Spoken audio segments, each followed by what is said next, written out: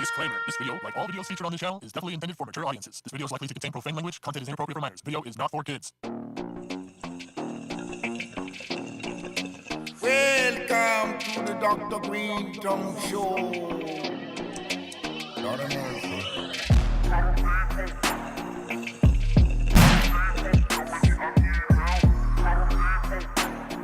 How you doing?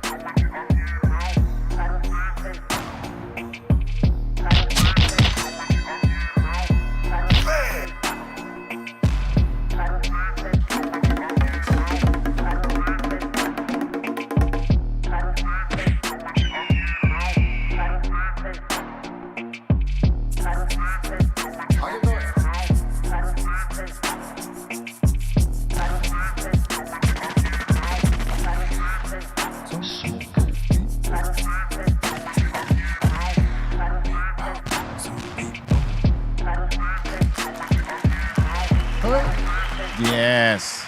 Help is always needed. It's the Dr. Greenthumb Show right here live on Twitch, Discord, YouTube, and the home site, www.brealtv.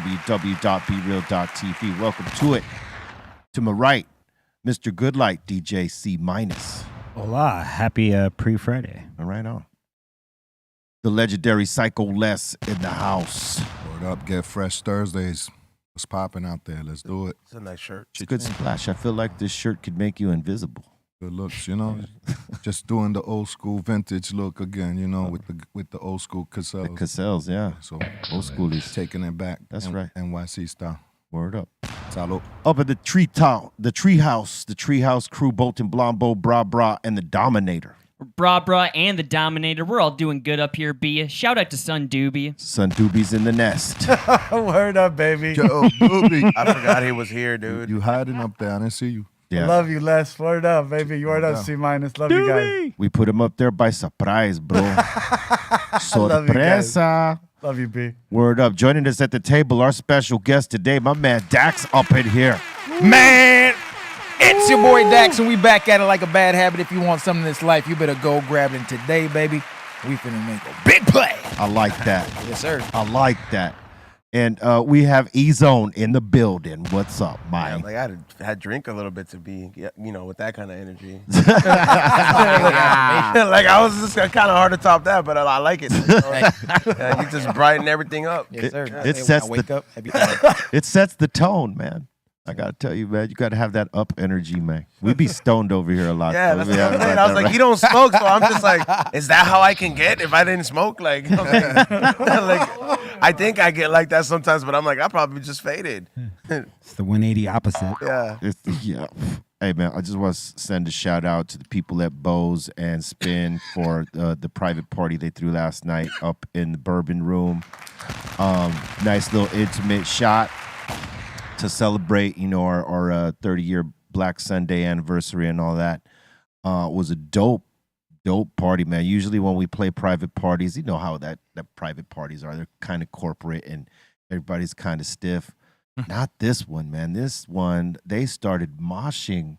oh, wow. That was a up trip. in yeah, I was Forgot like, about that. oh my God, I can't believe this. This is like the 90s. I felt like I was at the Whiskey in Word. 91 and people losing their minds. And yeah, it was actually really dope. They like let the vibe carry them away. It was pretty awesome.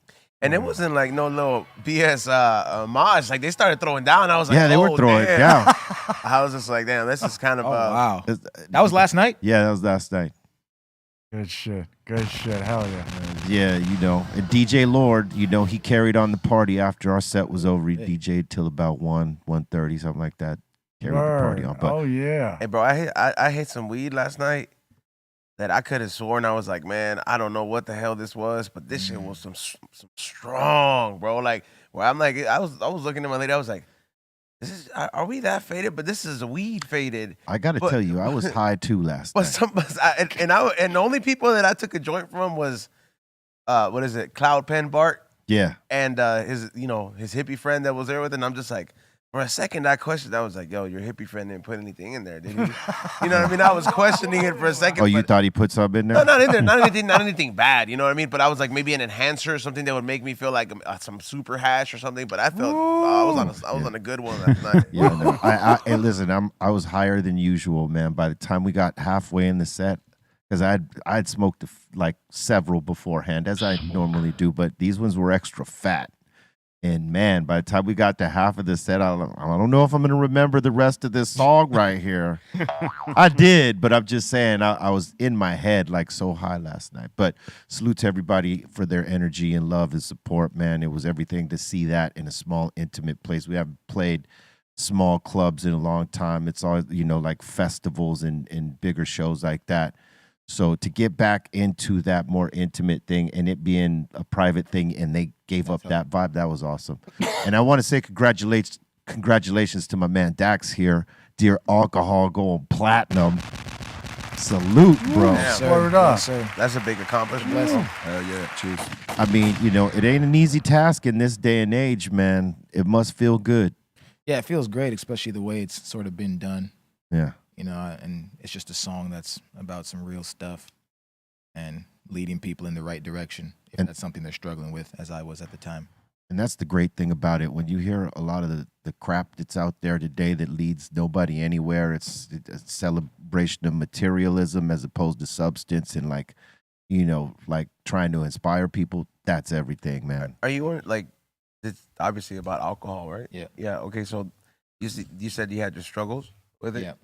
So do you like not partake no more? No, so what happened was, it's sort of like a story. So Dear Alcohol was actually a poem I wrote while I was playing college basketball. I used to take these things called mental health walks to the liquor store. And it was in Wichita, Kansas, and I would just buy like the cheapest shit I could get. Then I would go E&J. back. You're right. So then I'd go back and I'd just write poetry. This is when I started writing poetry.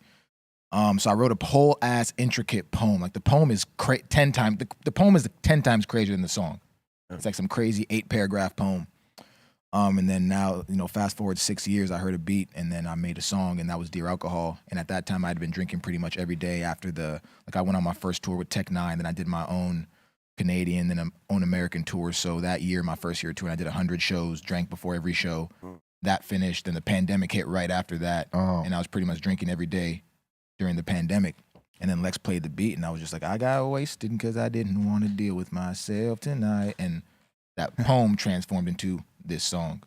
And that's everything, to be vulnerable like that. And it, truthfully, from poem to song, it's a great idea. Yeah. Like to speak about the struggle with it and how it took hold and whatnot, man. And I think it's cool that you could still I guess realize that you can still enjoy your ish, Right. And then be like, my thing is I was a super I'm a very functional alcohol drinker. Like I was the type to let's say I take 3 shots of tequila, and when I wake up I would couple that with 500 push-ups. Yeah. So it was very you're constantly burning through it. Right. It was just like, this is added to the meticulous tasks that I have during the day. And you played collegiate ball. Like Yeah. what made you transition out of the collegiate ball into the music? Man, so I went to 3 different schools in 4 years collegiately. I went to junior college, which is a dogfight to get out and go D1. Then I went D1 at University of Montana. There was a coaching change. And I went down to D2. And just like the landscape of going from a school that's, Division I, 25,000 people, you feel like it's Right. dope as hell. Then going to a small Christian Catholic school in Wichita, Kansas. Where they got 5,000 people, maybe. Right. There was 500 people living on campus. It was small. Just that basketball dream seemed to have faded. Right. And I had to get a job. I was an overnight janitor. And then the transition was basically just damn, I've been playing basketball now pretty much my whole life. And it's not probably going where I think it's going to go. I'm not getting drafted. Just not going to happen. And then on the way to a game, I wrote my first poem. I got off the bus. I showed it to a teammate, my boy Travis. And he was like, you wrote that right now? And I was like, yeah, I just wrote that on the bus. He was like, yeah, that's crazy. So that little spark of oh, wow, this is dope. The fact that you got an awe out of him, right? Right. Yeah. Did you spit it to him? Yeah, I read it to him. All right, cool. Yeah, and it was did he know that you did that before? No, I didn't even know I did that before. I was on the bus, and so what happened was I was on the bus to play at University of Arkansas Fort Smith, and a song by a group called They came on. I was like, you know what? Let me try to rap. So I tried to rap something, and the words I was saying didn't line up with my life. Right. And I was like, dang, I can't. Doesn't make sense. So then I was like, okay, well, let me try to write a poem. So at the time, I thought I had coined the term spoken word poetry.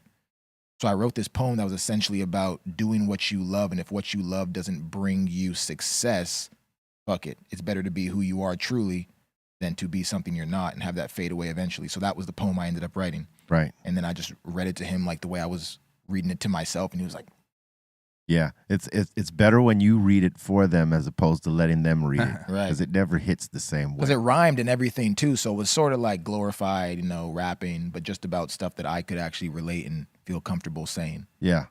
That's a big part of it. You know, a lot of people that do the music throughout the course of its history, some people actually live the stuff that they talk about, and others are just trying to snap in something that they never really experienced. But this is the wave, and it's taking this direction. If you want to get in, you'll subject yourself to talking about things that are uncomfortable to you just to ride that wave. Right. But in contrary to that, if you do what you said and say not ride the wave, do the music for you and use your voice to speak your experiences. Exactly. Because at first it was like, I was so uncomfortable. Like, you know, I'd freestyled in different things growing up. Like, I was very uncomfortable, like, rapping. So initially I wanted to be the Drake of poetry. Right. Like, I'm going to be the Drake of spoken word poetry. Like, I don't want to rap because there's nothing I could rap about. How am I going to take these poems and make them into songs? Yeah. You know? So I was doing the poetry for the longest time. And then eventually, like, I figured out how to take these long form poems, which is why a lot of my earlier songs didn't have hooks. It was just me going from start to finish.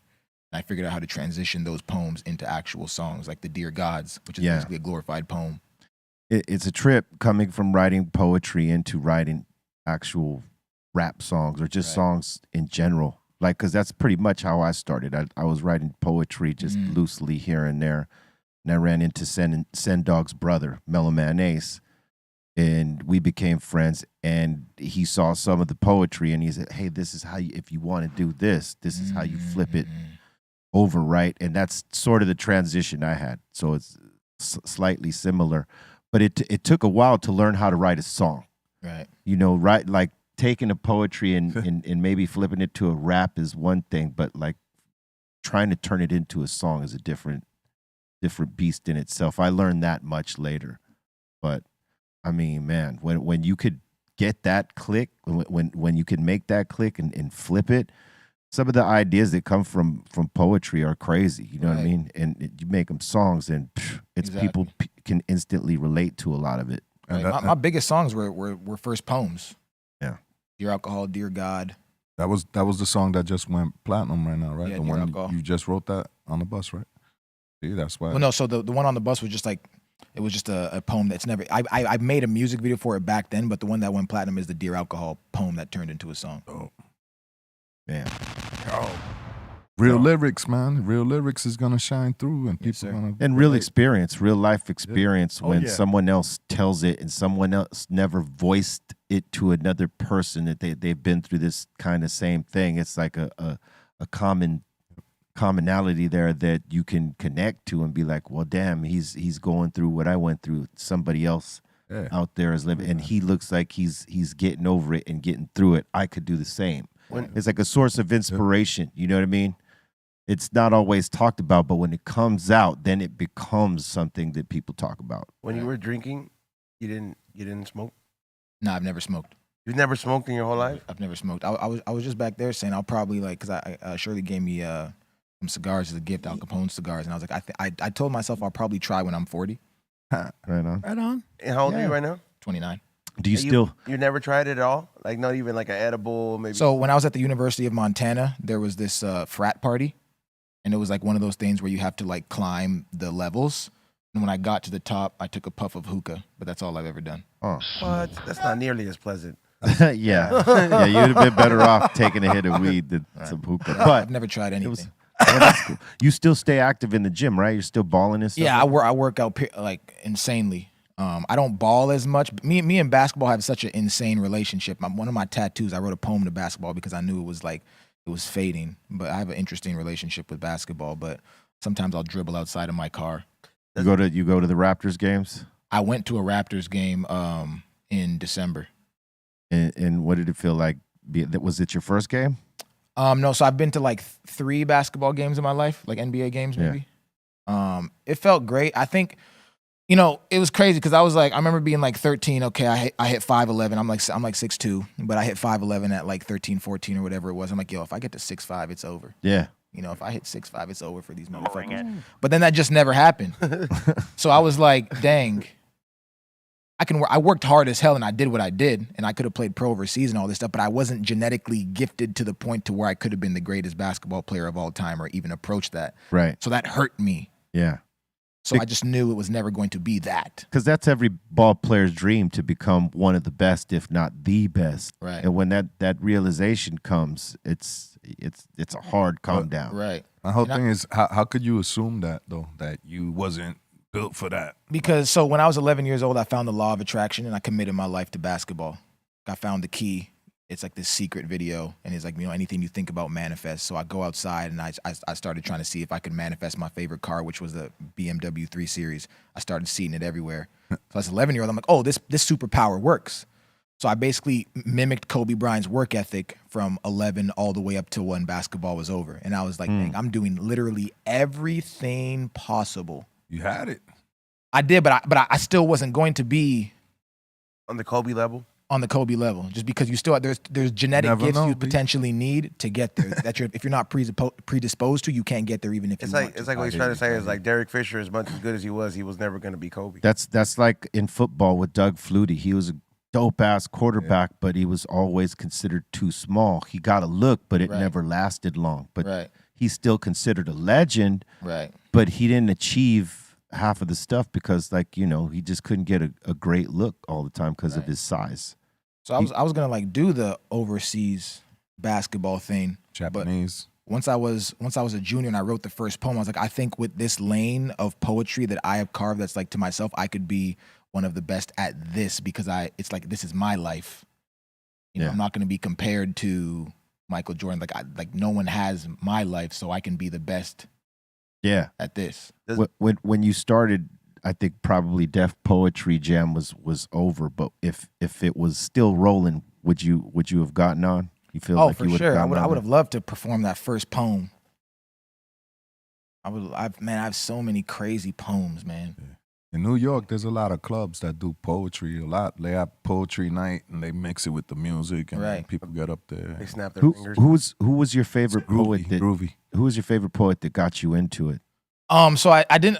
So what happened was I went to go watch that the Tupac movie All Eyes on Me at this little cheap theater in Wichita, Kansas. Yeah. And then as that happened, I started finding out that like he had started with poetry. Yeah. So I was on tour actually, and I met this random woman who ended up giving me that Tupac poetry book, and that's what sort of was like, oh wow, okay, so Tupac started with poetry as well. That's didn't what know that gave me lady? Inspiration. I do not know her. I couldn't name her if or point her out if I saw her in a crowd. So she just gave it to you? It was that random. I have like 5 instances in my life that like where crazy things happened where I knew it was God speaking to me. And every time it happens, my eyes water. When my eyes water, it's an epiphany. Yeah, I mean, you gotta know when the signs come. You know what I mean? Right. Is your family like? Do they write poetry true? Are they gifted in that way? No one makes music or writes poetry. No. So you were the only one in your family that was, you know, pretty much involved in any way with music. Right. Like the my first mom was in the choir in church. I was in the choir growing up as well. So there was a little spark from that. Right. Right. Yeah, man. But you get it where you get it from. Like some people, you know, a lot of us in hip hop, some of our families had nothing to do with music. Okay. We're like the first generation of our family to get involved with music, and it might pass down from there. Right. You never know. Sometimes it doesn't, but So it was Drake that when you heard Drake one day, you was like, yo, I want to do the Drake thing right now. No, so I just wanted to be like, I was thinking like your the style Drake is of poetry. Your style is like Drake, or it's like No, my huh? style is definitely not like Drake, but not in like a disrespectful way. Just like we're just different no people doubt. from different walks of. no. What he was saying was that he wanted to be considered the Drake in poetry, Yeah. and then it transitioned into music, right? Right. Yeah. Like, who would you compare your style to? Like your style of rap? Just for the people that don't know, you know, So it depends on what stuff you listen to. I've had a lot of people. Oh, I would say a lot of people because I went on tour with Tech Nine. All right, Tech Nine stuff. So I have some. I mean, we have a song called Faster. I have a lot of songs that a lot of people have said they hear like a young Tech Nine or like a Busta Rhymes in or something like that. Dope. You got the speed. You You got that speed style down. Shout out to Tech Nine, the legend, man. Yeah, those two guys too, and I think Ludacris. Ludacris. Yeah. in a versus battle, who would you like to see? Like who would you think would be the ultimate versus battle if they were still doing that Who properly? would I think would be the ultimate versus battle that I would like to see for myself?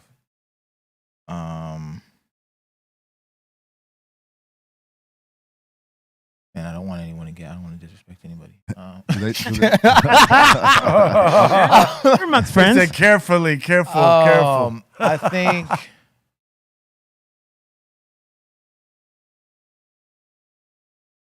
Bring it. It's tough. It's tough. It's a real tough question. Because there's so many. There's so many. When you think about the pantheon of hip hop artists that are out there that could be a good matchup. Right. I thought Ludacris and Busta Rhymes could. That's you know what's crazy. That was in my head. Are you a Gemini? No, I'm an Aries. I'm an Aries. Oh, okay. But I was literally thinking that, but I was like, man, I don't want to say that, and then like maybe Busta Rhymes feels some type of way. He can't. Because they're both bad mothers. Busta Rhymes. Yeah, they're bad dudes. That's giving them almost violent. They're bad dudes. Like like you can't take away Ludacris's abilities. I mean, like I just watched the Fast movie. That's why I was fresh on my brain too, with Ludacris in it. Well, yeah, Saw the new one? he got that. You saw the new one? I saw the new one. Yeah. Was it good? I The enjoyed movie? it personally. Yeah, it's I cool. personally enjoyed it. I'm gonna see Yeah, it. I haven't seen it. I haven't seen it. Apparently, Dom Toretto is a superhero in this one. I don't know, but we'll see. But yeah, their styles, man, like as different as they are, they have some comparable things that would make it compelling. Because, I mean, Busta Rhymes one of the best to ever do it, and he can flip any type of style. Right. Yep. And Ludacris, not for nothing, I've seen him live, and like when you listen to a lot of his catalog, man, he's got those abilities. That would be and they both got hits. Yep. Right. With that, with that gruff type of voice too. I think they would match up perfectly. Yeah. But hey, that's just mine. I don't know what anybody else thinks, but I thought that would be a good one. Yeah, that would be fire. But they got to do it right, man. It can't be, cross event. It's got to be just about those artists. Like if you had to Right. put money on that bet, who would you put it on? Ooh. Like I'd have hits to put wise on- or skill? Is it a hits wise or a skill wise thing? Because I don't think It's a I think with that's them, different. it's kind of both. Like you have to judge both on those two guys because they're some of the most skilled MCs. And then, the song. I'm putting my money on Busta. If you Even though Luda's crazy too, I'm not taking. if you're talking hits, I think they both got super equal hits. amount of super hits. And if you think about live performances, they're both really dope. In style flips, they're both really dope. But in the live arena, when it comes to doing the show, there ain't nobody quite like Bus out there. Right. Brooklyn, baby. Man, That's I Brooklyn. would personally, yeah. Rap UFC. Yeah. Although I know Luda would give him a run. Right. Yeah. I don't even think Ludacris would be mad if people say that. No, Busta would beat him. I don't think so neither. I Yeah. think I think he has a lot of respect for Busta, like Right. we all Like do. right. Oh, yeah. And I think he'd just be honored to be in the same conversation Exactly. I think Busta got more records too. He's been doing. Well, yeah, he's records got for long. definitely more Bigger records. catalog. So Hell of a features. Yep. They both got a lot of features, but Annie up. Yeah, like Busta doing Give Me Some More and Luda doing like #1 spot. if they did statistics on features, who do you think would lead in terms of overall best features as an MC? Ooh, that's a hard one, man. That's a hard question. No one's ever asked me that.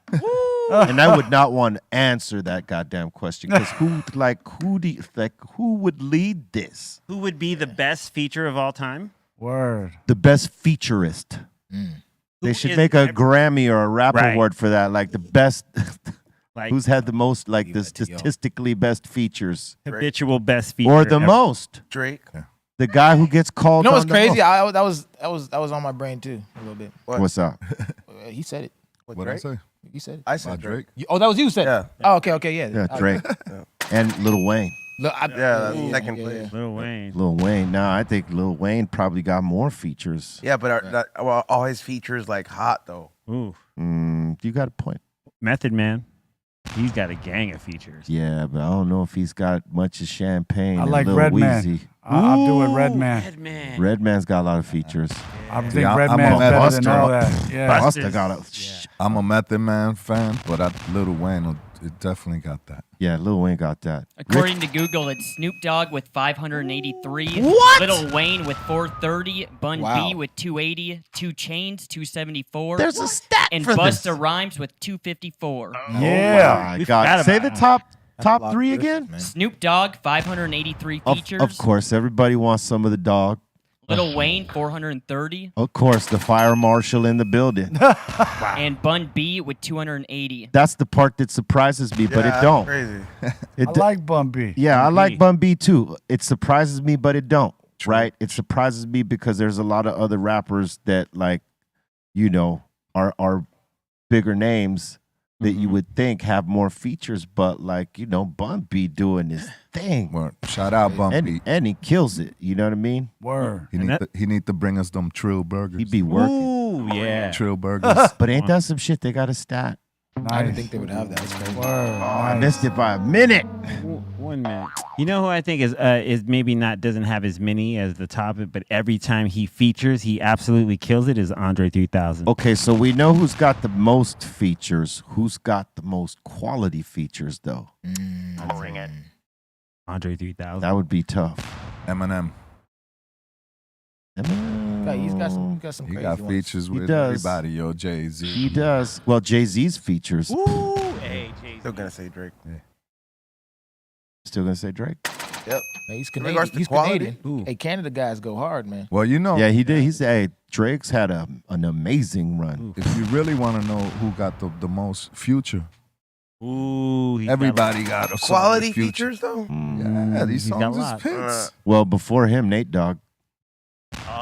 Well, they were wanting features from Nate Dogg. He was one of the most sought out. He didn't do everyone. You think that came. AI can make Nate Dogg? Yes, Yes. if they did Biggie, they could do Nate Dogg. Oh. Yep. It wouldn't sound too good, but Yeah. He wouldn't That would still be cool though That's- to hear that's some me. new shit. I mean, but it ain't Nate Dogg, so what? Yeah, bro. It's just a recreation of his voice. a nice little hook though. Nate Dogg and Bad Bunny. Or, Nate uh, Dogg and Bad Bad Bunny. Bunny. No, why do you gotta ruin things, dude? Wow. Is that Bad Bunny? I don't understand a word. Unless it's got the filters going. Hey, then he I got can hear hits it. though. He do. Yeah. He got a lot. He got hella fucking He got a hits. gang of them. And I ain't gonna lie, some of his shit I be listening to it. yeah. Not all of it. Yeah. I can't just do like a whole hour. You speak Spanish? Yeah. Yeah. I was born speaking Dude. Spanish first. Over down the street from where I live, they do a Bad Bunny night once a month. Oh, that man. has a line around the Can't block. get enough of this dude right now. You see nothing but reggaetoneras girls? Yep. Drunk in the Girls like parking to lot. dance, and he makes the songs girls can dance to. Man. Yeah. I mean, you could get an iPhone though. You just Oh, yeah. you just like I didn't say look there at all was the pretty anything things. wrong. like hey, Yeah. Ella le gusta la gasolina. Yep, Daddy Yankee cracked it off with that. Yo, be real. How He many retired. features? How How many many- features do you think you've been on? I don't know, man. It's mad. I'm gonna say 150. now you gotta count way more, dude. You made some soundtracks too, like with Soundtracks, all that. I don't know. I probably ain't even on that Rap. stat. Yeah, no, I wouldn't even begin. Flamin' to that. Hot. The song you did on Flamin' Hot is amazing, bro. Well, Love thank you you. for That, that, was bro. a That's a feature with feature. Oza Motley. Yep. So salute to Ozo Oza Motley, we're a big shout out. Word. And the Word. Coca Nostra stuff too. He And the did. Coca Nostra stuff. Yeah. I could not count, B-Real. but it's definitely over 100. I don't know how much more over that. B-Real Yeah. doesn't even like care about his flights, dude. I don't think he keeps track of these things. I do not. Yeah, like, Yeah. he really doesn't. I And I'll be don't. like, when are you leaving? He's like, I don't know.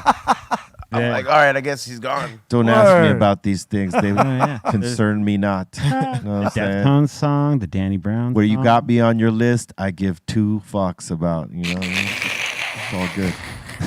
It's about the fans. They're everything. So there it is. Hey, you have the new album coming out pretty soon, right? Yeah, new EP probably Or new EP. coming out in like maybe a month or two or something like that. Dope. Right on, man. So, like, what mindset were you in when you were working on this one? So I guess I'm never really like working on one. I just keep making songs. I haven't made that many songs in the last year. I'm honestly not even in the studio as much as people would probably think. But I think I want to call it like "What Is Life." Do you go into the studio like when you have an idea, or if you feel like it's time to work on an album, then you set like the time? Like how's your process? So I was lucky. The Lex, who makes 95 or 6% of my beats, he's also from Ottawa too. Right. So we both grew up in the same place. So I pretty much just record in my room. So, got the laptop set up, and right, little like mic, and then he'll play a beat, and then usually what I'll do is I'll just say what comes to my head first. And if what comes to my head first is good, I'll be like, okay, this is going to be an important song. Now I got to actually take the time to actually think it through. Right. And then if I have words, it's this luxury of having to be in my room. So if I have words, I'll put them on. If I don't, I'll just leave. Yeah, because you can always revisit. Exactly. Yeah. When I first came out to LA, that's what I hate about going to the studio. It was like, dang, I got to get this done because I'm paying for it. And right. It's not as organic. Right. Like if you got an idea and you're like, oh, I need a studio. Hey, and then you go to get the idea down. But like when it's like a set schedule, right, it's then the pressure's on to be creative. It happens less organic this way. The home studio is kind of dope too, man. Yeah, the home studio's dope because you can leave and go and come as you want. I'll be dropping verses in boxes, whatever. It don't matter. Like you in your crib, slippers. Yeah, you could be as comfortable as you want. For me, I used to have the studio at the crib, but like I would get too distracted by my family. Like, people just coming in. Like, I remember Uncle Louie, what's happening? Right. Like, I'm working. And it sucks because people don't think like music is work. Like you try to explain to people like this is like I'm working. Yeah, they think don't it's think fun. anything creative is anything kind of creative job. A lot of people don't really think it's like work. I'm like, yeah, dude. I'm like, us talking here generates money. And they think it's easy. Right. Yeah. And it's not always that easy. Some of us make it look very easy, but it's not as easy as you might think. That part. The hours that you put into learning the craft and then doing the craft and then honing the craft. Absolutely. Yeah. It's a lot. And, just to even be in a creative space, to get an idea that might work. Not every idea that you put down or come up with is going to work. And you got to like work through that. Right. Like, okay, maybe that save this idea for later somewhere else. That's not going to work on this. And the ball keeps rolling. Right. It's critical thinking. It's like, I think some people, it's like, try to tell people, it's like, it involves my brain. Like I got this one song called Catch the Rain where I'm like, I turned off my notifications because the sight of one could fuck around and change my mood. Right. Yep. It's like, I got to say that again. He takes the notification off so that it doesn't like distract him and change his mood. Because like you might be in a zone and someone delivers some bad news to you and fucks your whole mood up, right? That's key. That's why I'm like I wanted to make sense of it because I didn't understand it. But that's very important. I do catch myself putting stuff on airplane mode sometimes because I'm just like, you know what, dude, I'm working on the brand right now. Right. Or if you're writing a joke. Yeah, You're like trying to make sense of this joke, and then all of a sudden, big ding, someone hits you with some trivial shit. I do it mostly when I'm rehearsing, because I usually like if I have a comedy set or something to do, and I really like even your significant other. Sometimes you gotta be like, listen, if we're gonna fight about something, you better save that shit for tomorrow. Yep. Yeah, be like, cause I got a show tonight, and just one little thing could fuck up what I got going right now. Right. Yeah. And it'd be like, if you respected me or respect me in any kind, you're gonna have to understand this shit. It involves your brain. You can't just clock in and clock out. And sometimes you gotta build that up. Like, your first rehearsal is gonna be kind of rocky. Then when you're on rehearsal number 8 and you're doing your 15-minute set, you're like, all right, I'm gonna go in there and big swinging, bro. Right. So but it's like I have seen certain times where you're like, man, this motherfucker's calling me about free fucking tickets, bro. I don't want to, I'm like, I don't want to fucking deal with this shit. Hey, when you're doing like the sort of stuff we do in entertainment, performing arts, music, performing arts, and stuff like that, it's very much the vibe that you're in, man. And any little thing could throw you off. So yeah, I think you have the good idea when you turn that setting off. so that you could focus on task at hand. You know what I also feel that helps is almost like if you know you got something like that going on, try doing some of the things that you know genuinely make you happy, like the day before or 2 days to really build that kind of like that good mood. That way you give the best you can, like to the people that are actually there. Like, you know, like it's like a buildup of energy that you're like, hey man, I've been kind of gathering this shit since like 2 days ago. I just did whatever makes me happy. I don't know what. Yeah. And you know what I've seen is like as I get older, like sometimes when I was younger, I used to be like, yo, why does like, you know, I feel like there's trajectories of like in basketball, there's, you know, you hit your prime or whatever it is, and there's a trajectory in artistic forms as well. And I think like sometimes like things that happen, oftentimes because maybe like someone has more responsibilities and there's more people that you're now dealing with who can fuck up that mood. Yep. Right. And it's like, but when I was like, even just when I was like 21, I was like, man, no one was fucking up my mood. Yeah. I didn't care. Yeah. But even just now, like my dad's retiring in a week. And just like more things hit me that will like take me out of this space because I have more responsibilities. Right. You know? Oh man, I totally can relate to that. That definitely happens, and it's you gotta keep things in perspective to stay in the lane that you're in, even though all these things are coming at you. Right. Because if not, you let it distract you and eat you up, and then you lose your momentum, and then you got to find that again. Right. Sometimes, like, have you ever, like, and of course, like, everybody has dealt with, like, having to mourn somebody or something like that. But sometimes have you ever, like, put that on pause and be like, listen, I'm working right now. I'll deal with it 2 days later. And then you just cry, like, 2 days later about it. Or, like, you go through it because you're like, yo, I'm just so focused on my shit right now that I know this is going to hurt. But if I fucking break down right now, the whole show's fucked up. That's crazy. Yeah, they're like, you're ramping up right now. Right. Yeah, you know, like that's the thing. Some people use the work as a mask so that they don't have to mourn it, so that they can sort of ignore it as long as they can until it all catches up. And then when it catches up, it's the pain, the avalanche. The avalanche. That's why it's better to let it go in those moments than to let it ball up and be worse. You got to learn how to turn that energy off whenever you feel like that too. Yeah, because you got things to do. Boom. You can sabotage. Play some music, do something else. You know, just to. Well, that's what I'm saying. Most people mask their shit this way, and they like hold it longer than they blow should. up. So they blow up. What I'm saying is let it out beforehand. Talk to somebody. Or they turn really red. Or they start barding. They start barding, as we call it now. Barting. Oh man. Hey, smoke a joint. He's in the clip. He's gonna be like, "Gee, thanks, John." And how did it feel when you found out you were the most viewed artist on TikTok in 22? That was pretty crazy. It was dope. How did it feel? Honestly, it didn't feel like anything. I felt like it felt nice that people, you know, I think it's because the type of work I make, especially in like the quote unquote music industry, you know, they'll make you believe that you need to make a certain type of thing to, you know, to get to a certain level of something.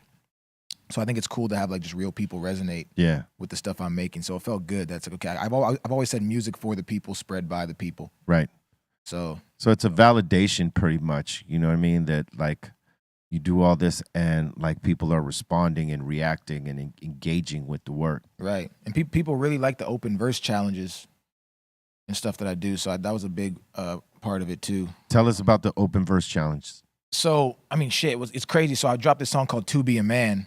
I was here because I filmed a music video. I flew my 10 favorite verses from the open verse challenge out, and we just filmed a music video a couple days ago. Right. So I think it's so insane that like, there's a kid in Istanbul or India whose voice could be better than some, you know, one of the greatest singers. Right. They just never had the chance to be found. Right. So when I do these open verse challenges and people just start seeing all these people I'm sharing, it's like, yo, there's talent everywhere. It just everywhere. I think it's cool, and it's just like, yeah, it's wild to think about it like that. It's crazy where, you know, these pockets of places that all this talent exists and no one's tapped into it. No one's like sought it out, any of that. Like if you did like an American Idol, but like in a country where like nobody even knows what the music industry is, I'm sure you could find somebody. Well, yeah, but they would have to have the money to be able to travel to wherever you're holding that and to be able to live there for those times in places where people don't have that much. Great, you know what I mean? Pop star. It'd have to be like like you're doing with the open verse challenge. Some, like finding this talent there and then maybe saying, you know what, I'd invest in this person right here. Right. To come and do some work because they got something that I don't see in anybody else. Right. Right. And that would be one way of doing it. Like like a show based off that would be dope. Right. Yeah, it's dope, man. Seeing, and especially watching like different artists grow from my Dear Alcohol challenge till now, and then like there's like this natural process of like, okay, like you're on the first open verse challenge, now you're on this one. Okay, now I just like flew you out. We made the music video, and now I'm sitting in person talking with you about stuff we can do in the future. It's like, okay, now this person might open up for me on tour. There's just like a natural progression of just like really dope stuff that goes on with that. So I think it's just it's humbling and it's dope to see. Yeah, absolutely. Did you anticipate having success in the country lane? Was that something like you were seeking, or did it just sort of happen organically? Yeah, it happened organically because I never choose how my songs sound. Like just when I hear the beat, I do what comes first. Right. And all vibe. Yeah, my natural tone singing voice has always been sort of like that. Like if I'm just like not trying to like make a high voice or anything like that. And I lived in Montana, Wyoming. My dad worked in Mississippi. So you absorbed a little bit of the vibe there. Yeah, and I was born in Newfoundland. I've always sort of been around small areas and just stuff like that. So, but like when I wrote the song, I knew it was gonna do well because like essentially like I'll write a song and I'll be like, okay, well like what's the relatability of this? And I was like, okay, well I drink. Everyone I know drinks. Right. And I know people in Montana drink. Exactly. So everyone drinks. So everyone's gonna relate in some type of way. So I knew it was gonna be successful. I didn't know to what level. Yeah. But hey, there it is. Right. Hey, you're from Montana. You watch Yellowstone? I don't. I was born in Newfoundland, in Canada. In Canada. That's right. Canada, but I lived in Montana. But you lived in Montana. Kansas and Wyoming and all these places. He's a super fan of Canada. He's a super great fan of Connect. I love You Canada. said Drake a couple times. He's Canadian. We're Canadians. Yeah. I love Toronto. It's from the 6. Canada. Word up, man.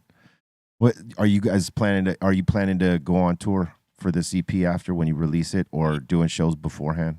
Yeah. I'm doing 2 festivals in Canada. Like at the end of I'm doing Blues Fest and Calgary Stampede, then a Canadian tour. Start of September, then an American one. Right on. Dope. Blues Fest. Blues Fest, yeah. That's Yeah. lit. Yeah, they have. You've heard of it? No, I'm just saying, like, I just picture, like, maybe like a moonshine selection, maybe like Moonshine. They also have the like jazz festivals, like the Montrose Jazz Festival or something. Yeah, like Canada's lit. It's just it only has 30 million people compared to America's 300 million, but it's lit though. There's a lot that. of Canada is land, lit, though. for sure. It's a lot of quote unquote inhabitable land. Right. Arctic and all that stuff. Now getting through Andrew. customs, that's a whole nother story. It's getting easier. Well, just don't take shit. I love Canada, but that little part right there. Hey, bro, that's how they keep their borders safe, bro. You And can't- I went up there for Canadian Music Week to go do something with Chuck D because it was a release of his docuseries Fight the Power. So he had myself and Chuck on a panel with Maestro, and it was dope because they it reminded me of like the new music seminars when they had all these different artists coming in and doing shows. Like the Locks were about to come in the very next night and pop a show off for Canadian Music Week. There was a lot of people up there. A lot of good weed too. Salute. yeah, they got some fire out there now. Yeah. Yeah, my friend Nitty, he comes out here to do some comedy. He's a comedian out there.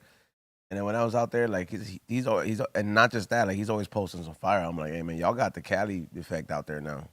Yeah. They No, got, like, they definitely got Flavors. gas. No, Yeah, weed's legal, right? yeah. Yeah. It just sucks the way it comes when you go to the dispensary out there because the government makes it so it's just like it comes like in a little like wedding box and they all look like the same little box. You open it in a little container. It looks like if the kind of weed if you would get it if the army gave you weed. Thank you for your service. Yeah, like for real it does. Like it's a Navy box and then it just has a little sticker. It says the stats and DNA genetics. Oh yeah. They have a lot of DNA genetics out there. Yeah, they got the old school stuff. They got like all the chocolopes and all. That's what they're going through different phases.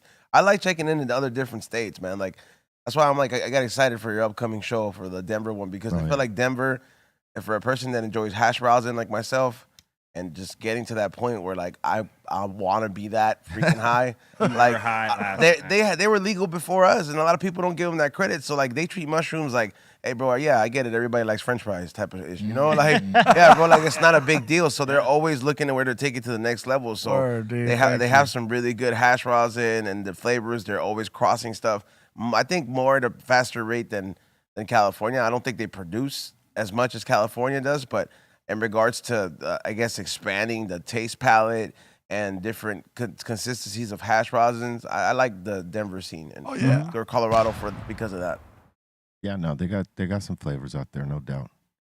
It ain't quite like California, but Do the it's flavors actually taste like what the flavors are? sometimes. Some of them. Sometimes there's hints of them. Yeah, sometimes some of them, have more flavor than expected, and some it's like a hint, like you said. But some flavors do not match their Their their name. description, their name, and that's always a problem. But out here, yeah, there's a lot of great flavors, a lot of gas. So you will find them if the flavor is what you're looking for. There's so many out here, and in Michigan. Oh wow. Michigan got a lot of good flavors too now. Yeah. It's constantly stepping up. If you were okay, if in your NBA dream, what was the team you wanted to play for? Probably would have been Toronto. Probably. You went with the Raptors. Yeah. I still can't believe they got a championship. That's crazy to think about. Yeah, man. Kyle Lowry got his championship with the claw over there. Right. They thought he could do no wrong after that. The Clippers went and got him and have suffered. Man. They've suffered. crazy. They can't get a full season out of my dude. Yeah. Him nor Paul George. The stars aligned the year they won the championship in Toronto. They just aligned so crazily. You know what? Are the Clippers worse than the Lakers, right? Yeah. Well, yeah, they didn't make it to the playoffs. And they everybody all the sportscasters here had them going to the conference final. I was laughing at that, like no way, because he cannot sustain a season. Neither can Paul George. The rest of the guys are good, but they don't have a third guy to carry them over the top. Not at the time, and just it wasn't going to happen for them. He's got to be healthy a whole season, and he cannot be. He never is. Lamar Drozen got screwed out of that because that team was going regardless.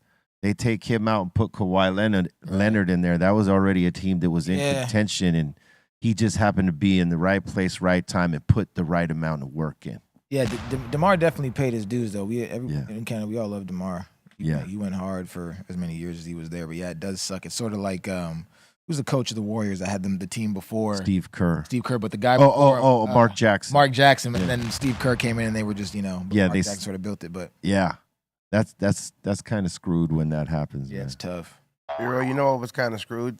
And I was talking to Ray about this conspiracy. No. The sports conspiracy. What is it? What's that? Ever since we got that article that said LAFC is like the new Lakers, I was like, we got the Lakers effect, and we ain't won a game for 7 games in a row, bro. No, that ain't it. I was like, man, whoever wrote that article, man, se subió, The dog. Lakers needed Dwight Howard this year.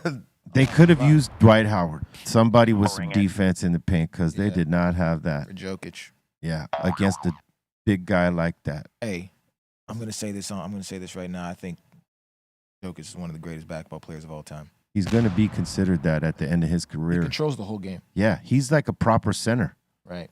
Like the way Kareem was, like the way Shaq was, but finessing it. Right. Not even like bully ball style. He does flop occasionally. He'll flop occasionally, and I don't like that about him. But for the most part, yeah, he's gonna be a Hall of Famer for sure. Provided he doesn't get hurt. Right. But he plays so low to the ground, it's like, man, his chance for injury is so small. Yeah, he doesn't jump high. Right. He doesn't try to. Jamal Murray turned on, boy. Canadian. He's on one. Yeah. He became a superstar this season. I mean, you could see that he was moving to that in the last couple seasons, but he got injured. Right. But you could see he was moving to that. His game was pretty tight, but everybody got to see his game this season. He was not playing around. So once again, salute to the Denver Nuggets. As hard as it is for me to say they eliminated my Lakers, but you know, hey, we deserve to get eliminated. So hey, I'm a Lakers fan, ride or die, man. But I saw what was going on, and we just did not have it, and our coach does not have it. And I wish Shaq was still playing. The Denver colors, the Denver colors is dope too. I like that.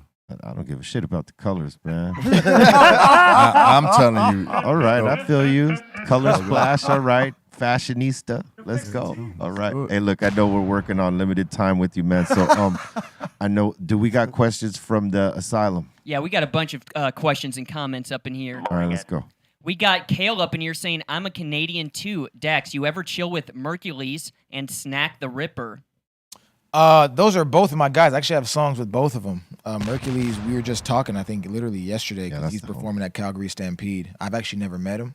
I will be, though, once we go to the Calgary Stampede. I've yet to meet Snack as well. But the world was sort of closed down when I was sort of like interacting with those guys more. So I'm about to meet them here soon. Yeah, salute to Mercules, man. My guy. And Kale's also asking, do you like the Stomp Down Killers? Man, I got to hear a song. Yeah, I haven't heard of them. We got Midget Mike up in here asking, Dax, would you ever do a song with Drake? For sure, Drake. Drake is my favorite artist. I'm Canadian, so 7th grade. I've been listening to Drake since 7th grade. Damn. Yeah. Crazy to think It's about. kind of like Grew up with him pretty much. Yeah, exactly. Yeah. kind of like a no-brainer. He's never had a losing season. Right. Oh yeah. He got bars It's like too. Jay-Z. And he got bars. Not for man. nothing, man. Look, I'll tell you what, I'll be honest with you. When he first came out, I wasn't like a big fan. But then as I started listening to it and giving it a chance, I was like, I do got bars. I mean, the singing stuff, okay. But like the bars he got. Yeah, but he don't write them, though. He do? Yeah, he writes them. I think he does. And even if he doesn't, he delivers them pretty damn hard. Did the Temptations write any of their stuff? Yeah. No. They didn't. Right. That's why they get half of props. Now you're giving them half of props. Don't give me that. Come on. All right.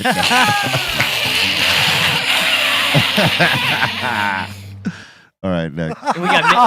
We got Midget Mike up in here saying, yo, Dax, are we going to get some new music from you and Hobson? I mean, I can't speak for other individuals. You know, every man has control of their own destiny, but that'd be dope. Yeah, he is dope, man. He's been chilling for a minute, huh? Yeah, man, he's dealing with life. Yeah. We got 2 of them though. Check those out. And we got Rachel Smoke a lot asking, how long did it take you to make the song Joker? How long did it take me to make Joker? Man, I was drinking during those times. How long did it take me to make Joker? Maybe like 4 or 5 studio sessions. Each one was probably like an hour to an hour and a half. That's got to be a pretty intense song to perform live, right? Because that's such a long song. Right, that's just 4 minutes of just straight bar. A lot of my songs are really annoying to perform because it's just like there's no hook. It's just rapping nonstop. But I just sort of take a breath when I need it. How many bars do you think you put on that? On Joker? Yeah. You know what's crazy? I don't know how to count bars. Like I think it was like it's just nonstop for 4.5 minutes. You just depending how you write it, right? From the start of the beat, right? On the kick, it's 1, 2, 3, 4, 2, 2, 3, 4. So you would count it out like that. Maybe like 60 then. I don't know. Is that a No, lot? you would have a whole lot. A whole lot more. Okay, I just don't know then. Because so I got a 20-minute one though. I don't know. I got a 20-minute song now. You probably got like over 200 bars on that. Okay. You should have someone count it out for you. I want someone to count out the bars on the next Rap God too. That shit's 20 minutes. Yeah, that's crazy. I mean, Bar. there's a lot of rappers. That's probably over 500 bars. Wow. If it's 20 minutes, hell yeah. Because when you think about it, an average song, right? Count it up. In the 90s anyway, it was 16 bars, 3 verses. Right? Each verse was 16 bars. Now they've shortened. They go 8, 12, sometimes 16. And for a time, guys were doing 24 and stuff like that. But think about the average was 16, 16, 16 on a song. And then, the time of the song varied depending on the speed and if you had breaks and bridges and all that. So what is it? It's 48? No, more than 48. Fuck, I can't do the math right now. I'm too high. I mean, there's rappers out there that don't give a fuck about bars. They just rap until they make their point. You know, boom, that's it. It could be whatever. Like it could be 8 bars or it could be whatever. What is it? 58. I'm still trying to fucking dial it. I'm still trying to figure out the fucking math on that 50. I don't know. Fuck it. You count it for yourself, but you probably got like 200 bars on your shit. Listen. Spoonie G didn't know nothing about bars. His songs were like 10 minutes long, and they was all rapping, telling stories. And well, it's before someone mentioned the word bars, and then people start figuring out what the hell is that? Rap. Yeah. And then someone had to explain it. We got to count shit off. That's what a bar is. All right, next one. And we got Johannes up in here asking Dax, what was it like living in Kansas? It was amazing. Shit, I was playing basketball. A lot of great people. I went to Sunrise Christian Academy. The Dr. Lindstead, he made the measurements for the Pringles.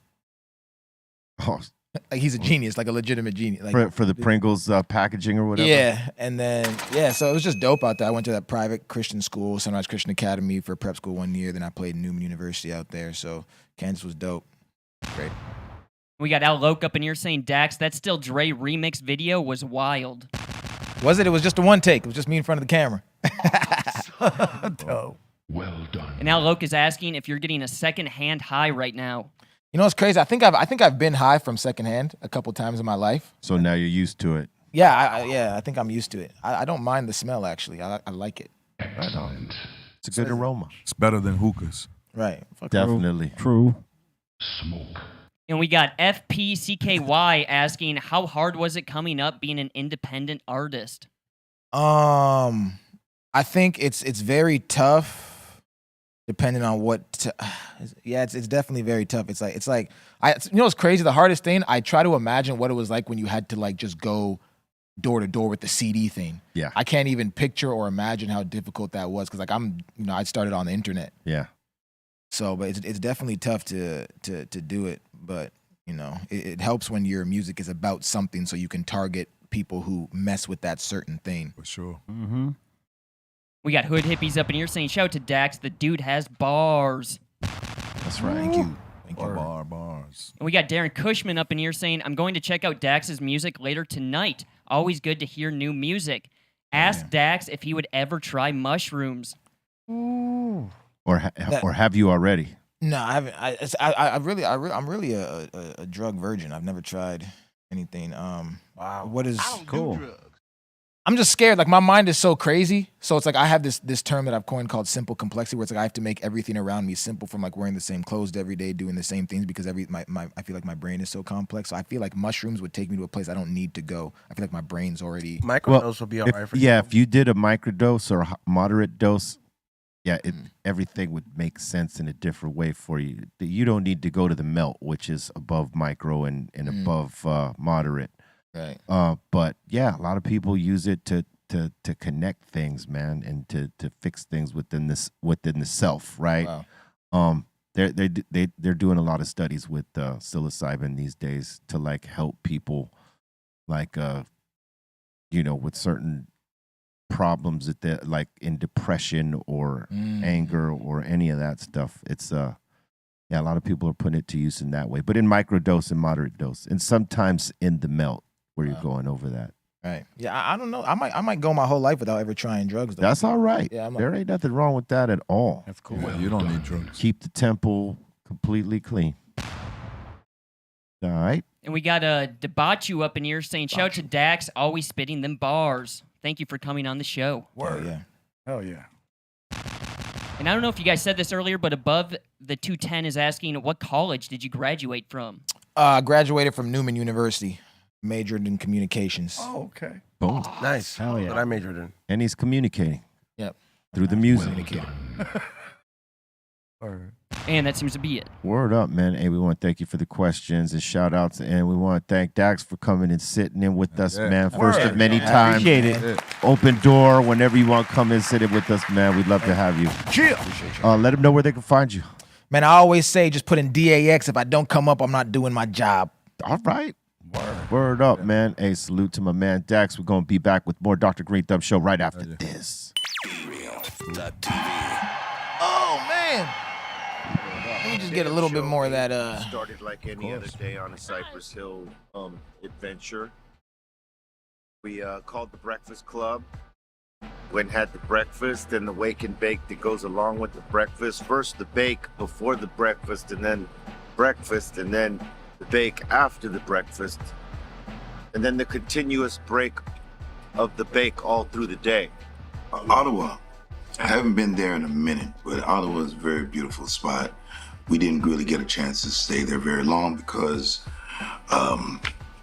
we only had like day rooms. Now, for you people that don't know, sometimes you don't stay overnight, but you don't just want to be at the venue all day. So you have what we call day rooms, which is basically you get in there, you get the shower, chill out for a little bit, but then you got to check out. So before we checked out, you know, went to go have some lunch. It's a pretty good lunch. It was good going in, not so good coming out. Part of this tour, I've been looking for Air Maxes in every fucking city that we've been to, and I can't find none in my goddamn size from the ones that I want. It's been a brutal search. You know, I've been touring for so many years, and I never went on sneaker hunts until a couple years ago. And, you know, now I realize why I didn't, because they don't got my fucking size nowhere. It's not his fault, you know. He just happens to have a weird sized foot. I don't know. But that's needless to say. I got over that, you know, with plenty of medication and meditation. I'm able to, you know, channel positive vibes and not worry about the shoes. So, you know, we went and had a cool lunch, whatever, and bullshitted, got our steps in. I'm right on Bobo shit in terms of the step counts. When we got to the venue, we happened to find out that there was a sudden change. One of the members from Horror, which has been opening up the show, contracted COVID, which meant that they weren't going to be able to perform. So there was not enough time to get a replacement. So we had to change our time a little bit, up our time, so we can work, you know, in the allotted time that we have. So basically Ottawa was Slipknot and Cypress Hill. As the rules go on this tour, is that if a member of a group gets it, the whole band has to quarantine for 5 days. So they missed that show, they'll be missing this one and the next few. And Cypress Hill will, you know, will be holding it down. You know, but if you come early, you'll get to see DJ Lord spin an amazing set, because, you know, he's agreed to spin like 20-30 minutes early and give people that crazy ass turntablist experience. So that's gonna be dope. So if you're coming to these shows, make sure you come early to check DJ Lord out until Horror comes back. And you know, healing vibes and therapeutic vibes to our bros at Horror, you know what I'm saying, may come back, get the rest of this with us and smash it out. When we got on stage, people were kind of still coming in. They weren't as full as when we start to go on stage on our normal time. But soon after we got on stage and we started rocking, people were coming in, and before you know it, the crowd was packed. The ground floor was packed. The gig itself, I mean, you know, it's hard to put it into words when you know you're performing in front of all these different crowds, and everybody's bringing a different energy, and all the energy it keeps on, you know, raising up levels and stuff like that. And you know, we haven't done it like this in a very long time. For Bobo and myself, we haven't rocked a 3-man set since probably 1996, 97. In those years, it's definitely it's a more complex show, but you know, we were able to simplify it and get a rhythm down, and it felt really good last night going.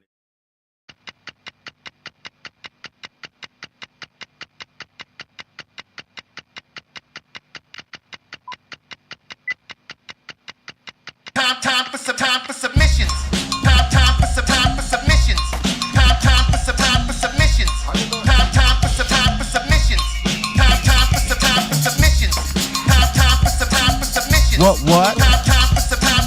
Chill.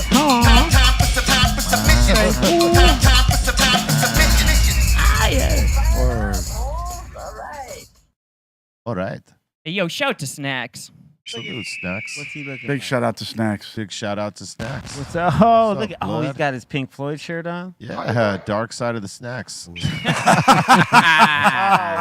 fantastic. Like that one? T-shirt. Freaking jerk. Well done. Okay, this next submission's pretty cool. We got Blissful Caleb, and you're saying finally made a few batches of cannabis-infused cookies. Ooh, okay. Orale. I feel like I ate those. Madness. I love it. Ooh. Looks like tuna. Yes, Yeah, it does, kind of. Then you get closer and it looks like cookido. Cookido. Do you guys like to eat cookie dough?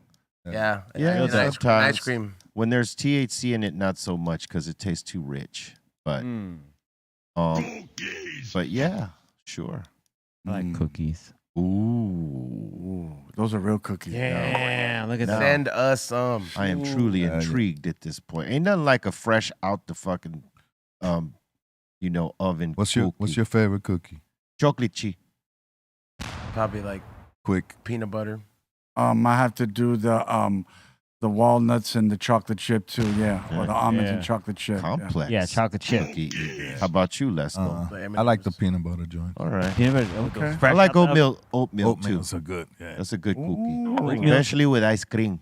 Oatmeal chocolate chip is pretty rad too. Yeah. Nah, that's like the pineapple pizza of cookies. What? Dude.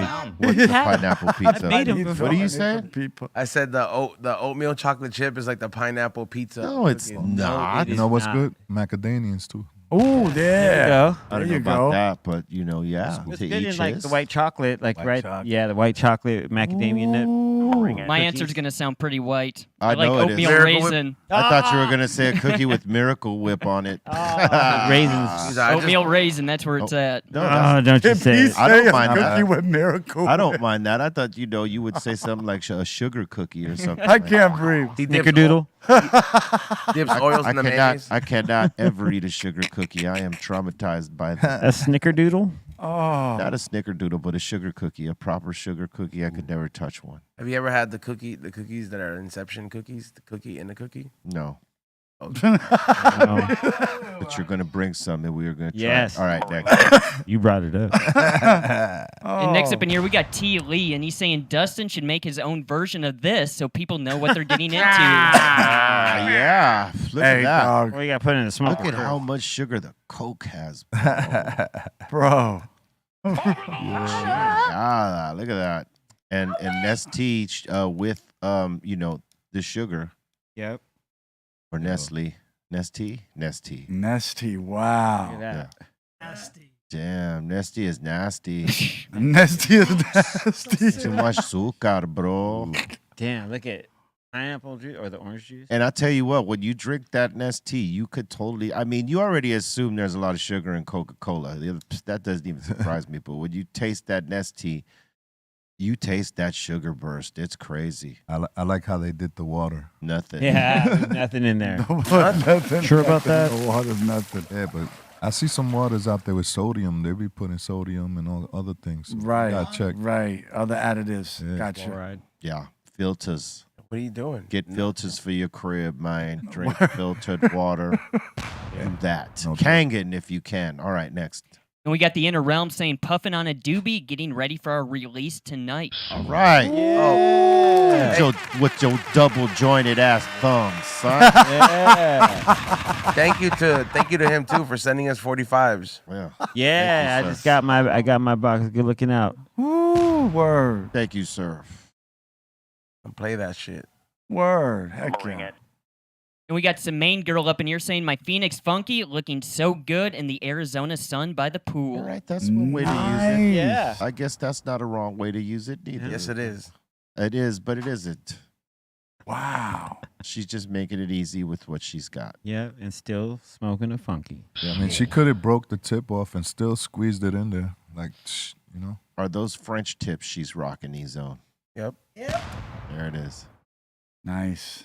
Nice. Good job. Nice. Good job. Excellent. She's very French. Oh, well. And we got Kid up in here saying, shout to E-Zone for the boxes. They are the business. Where's Play, man? Oh, you're welcome. Hell yeah, got a High and Hungry mystery box. Salute to you. Big shout out, High and Hungry. Word up. I got the shirt. Word. Awesome. Dope, right here. Yeah, go watch the new episode too. Well, the latest episode is the first one. And then we got a new one coming out on Saturday after the We Don't Smoke the Same show. Awesome. Dope. And we got Flo up in here saying, when RCA and Columbia House finally tracks you down after defaulting on their 12 cassettes for a penny deal in the 80s. Yeah. Oh, man. It all adds up. It all adds up. We come get Eric you. Bobo. Woo. Word up. I remember those deals too. I'm just saying, man, for a penny, it looked like a deal at the time. That's all I'm just saying. That's All it. you had to do was check the box and mail it in. That's it. Remember when the cops had Bobo like that? Yep, sure do. That shit was funny, huh? No. They had, No, they they had didn't. the helicopters overhead. No, they That didn't. shit happened in front, bro. They were ready. No. To, they were In front ready. of To, the- in front of the studio, bro. Like, and we're they were ready to put the hurt on Bobo. That was It's one like they're thing, ready, boy. bro. They're get 'em. They were at the ready. Hey, look, he had. There was like No. 6 to 7. look at his face. Look at him. I didn't do it. I don't like to see his face like that, He dog. said, Nah. "I don't know what you talking about, officer. This is my car. I own it. There's not a dead body in the back. I swear to God." I wasn't doing 80. What dead hooker? I don't know what he was doing in the trunk. I don't know. Shelby, get your ass over here. Explain Yeah. to these gentlemen real quick. All right. imagine he would have started drumming in front of him. He's like, no, this is what I do. I'm the drummer from Cyprus, you know. Oh yeah, they had like a bunch of cars. They sure did. I'm Eric Bobo. Son. Look at her. She's waiting to kill whatever in that trunk. See? Oh, Look she at was the- ready. She was That's ready. the trunk. Oh, she's already dead. Yeah, it's like what you know. Yeah, Bobo was going down. Horrible. But that would have been a funny practical joke if there was like a not a dead girl, but a girl playing dead in the trunk. Just to be like, No, I that just- wouldn't have been funny. Not funny if she would have got shot. They would have killed Bobo in that minute. no They were- jackass. Okay, all They right. were ready no to shoot. jackass. They were all right. ready to shoot him in the first place. Hey, you know what? They realized in this moment when they looked at his registration that his license plates weren't the same as the registration. Yep. They the guys that had stolen the other car switched the plates on him and put the stolen plates on Bobo's car and took his plates because they probably thought we got 1 or 2 days before this guy realizes his plates are not the right ones and No they'll report way. him stolen. Damn. Bobo got tracked on the freeway and followed to the front of our building. And behind these 3 squad cars that you were able to see here, there was another like 4 or 5. And they were all drawn down at Bobo, ready to shoot his ass up. Suit him. Because apparently whatever the other guys did was serious. Serious. Next. And next up in here, we got let's see, Nathan up in here saying he has 500 milligrams CBG RSO resin bar soap. Resin bar soap. Soap.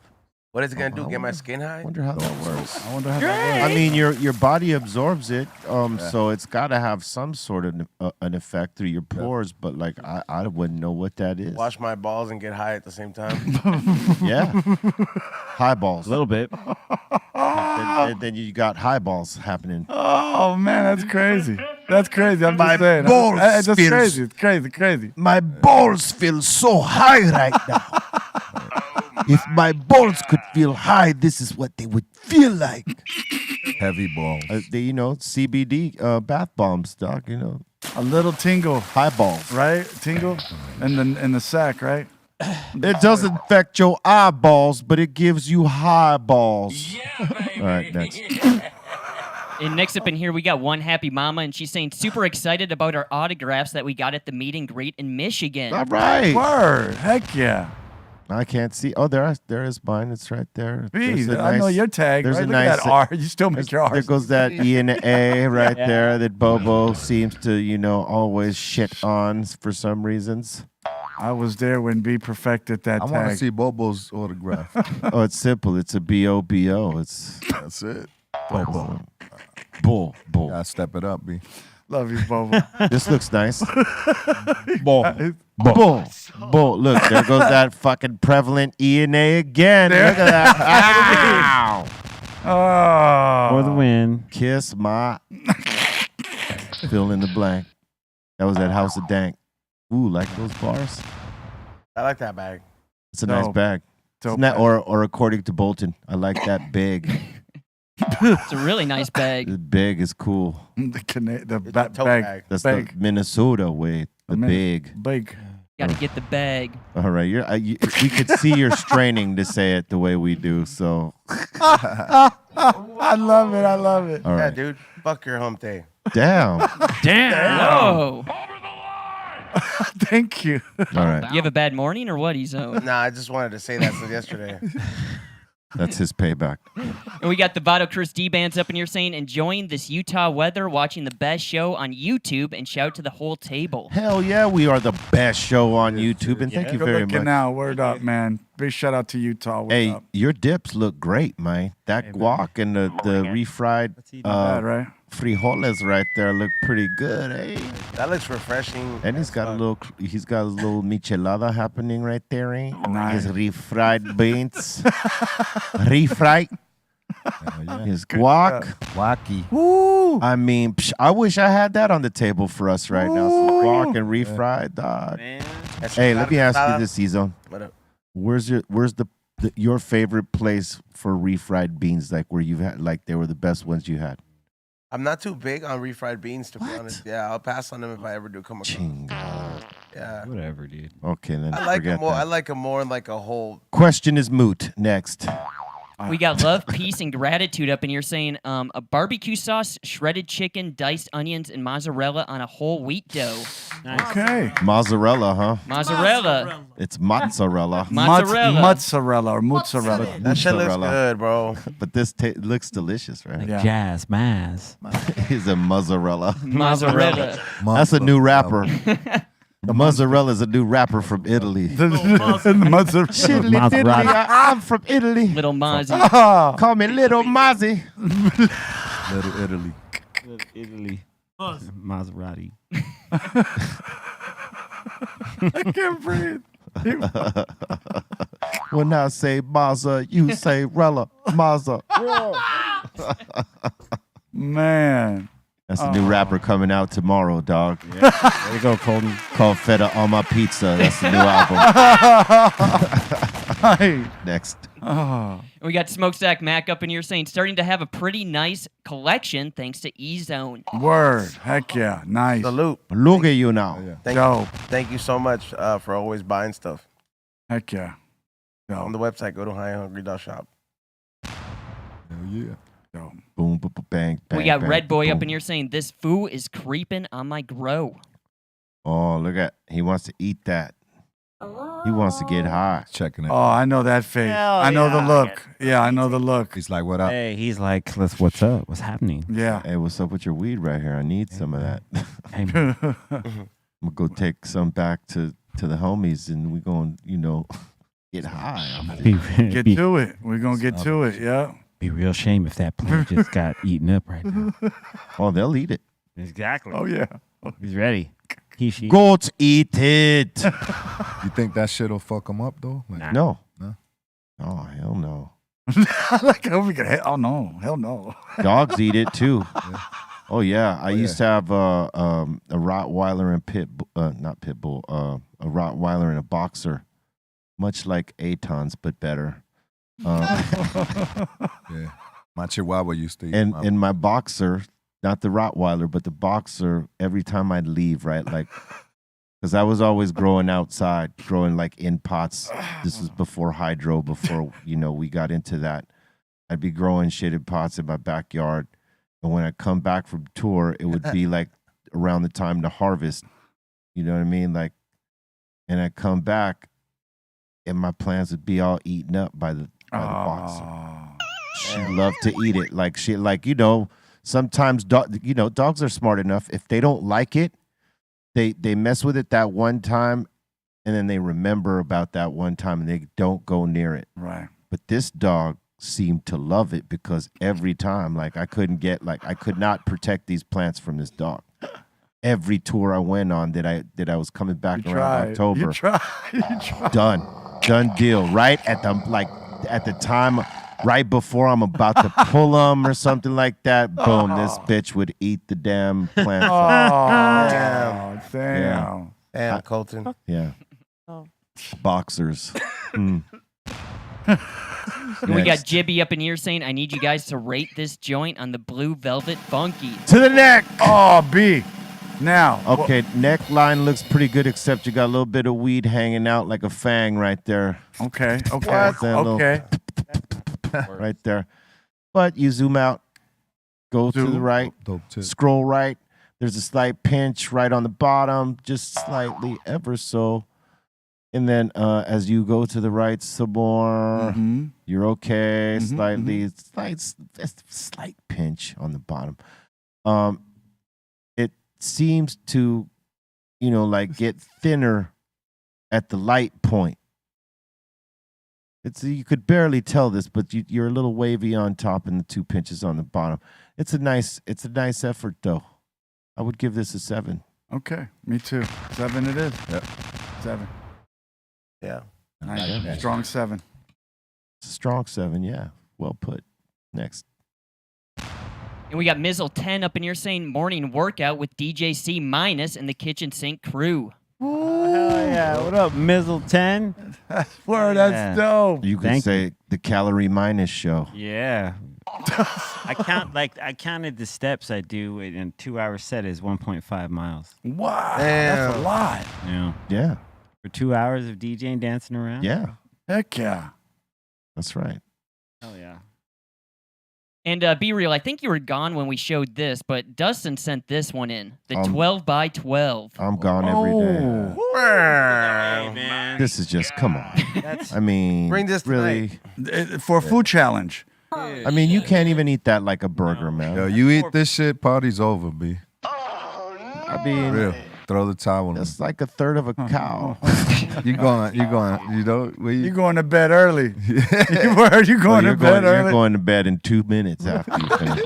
You ain't even finished it. Let's just be 1,000. You ain't even You're going finished to fall asleep eating. You're going to do one sliver of it and be full. Yeah, you'll fuck around and get the sweat. It's really not that big, though. What? They're like little pieces of meat, so it probably adds up to like 3 patties. You're crazy. You're crazy. What are you looking at? It's Bar Dustin. Do you need glasses? Are you insane? I mean, they're smash burgers, right? 3 patties? What do you mean? How about 6 or 7 patties right there? They're not full-size patties, though. Oh, my God. Bro. That's not what I'm saying. Bro. Look at that. That's a lump of meat, son. Yo, I'm full just watching. Watching that, yeah. I'm already like stuff. It's like a Big Mac. What did you say, Ray? Hand me your gun and badge, E-Zone. No. Yeah, hey. Suspended with pay. Suspended with pay, son. There you go. It doesn't look that Because big. your statement was crazy, son. Outlandish. So your chief, your police chief of foods, dude, it's like said, nah, B, you gotta turn that badge and gun in for that statement. Oh. Hey, you really think you could eat that? With gloves. I could do it with gloves. I could do it with gloves. Okay, first of all, you're gonna take like at least the half a pound of beef off and maybe go with like, a small portion of beef so that you could actually eat it like a burger. The rest you're gonna, fork that. But Bart ate it. That's like 4 pounds. That's like 4 pounds. It's 4 pounds of beef. Dude. I could do it. Do you with imagine gloves. what do you do it to your arteries if you eat that whole thing? You man? can shit right come on, for a man. week. Don't do that. Don't be like, don't do that. You could eat like in between 4 and 8 ounces of it. 4 pounds. You could do a 4x4, maybe. That's like pushing the limit. But yo, that's 12 patties, dog. That's 12 patties. I'll sit and watch though. We're gonna change your name to You said Bart's put it It's down? like I sit and Yeah, watch. but I asked. Well, we're gonna find out tonight. I'm gonna have him on my show, and we're gonna finally get to talk about like a whole 60 minutes about what happened that day. oh my God. He was miserable. If you finish that, you call it the Dusty Dozen. Ooh, there you go. There you go. We're having a blowout. Made by Dustin. Word. 12 Word. patties. All right. Next. That's gonna be your colon. It's gonna be a sad one. It's gonna be like But yeah, I would imagine whenever he makes all that food, because he lives by himself. So I'm like, he probably like those little burgers he posted up, right? Mhm. He said he ate that whole tray. Ah, they're just little burgers though. Yeah, but that's like fucking 50 little burgers. Yeah, Dustin. Dustin, you got to walk that off, man. Come on, you already. Nah, bro, you gotta run at that point. Like, No, you could walk it off too. Walk it off. You just got to walk longer than you would yeah, run. bro, walk to China. Is this what you're talking about? Yeah, dude. Look at that. Oh, those are little itty bitty. He had like 50 of those. But it's a lot of bread. But it's a lot of bread. Oh, they're tater tots. They're tater tots. Oh, those are tater tots. Yeah, man. Oh my God, you better bring those down here. He's bringing them. We are gonna have a problem, Dustin, if you don't bring those down here, bro. Let me just give you that right now. In front You of heard people. him, Dust. You heard him. In front of people. Thank you. Double slider. You should just stay for my show, dude. I can't. There's gonna be sliders. I know. Next. At least I hope. He said that last week. Oh, you hope.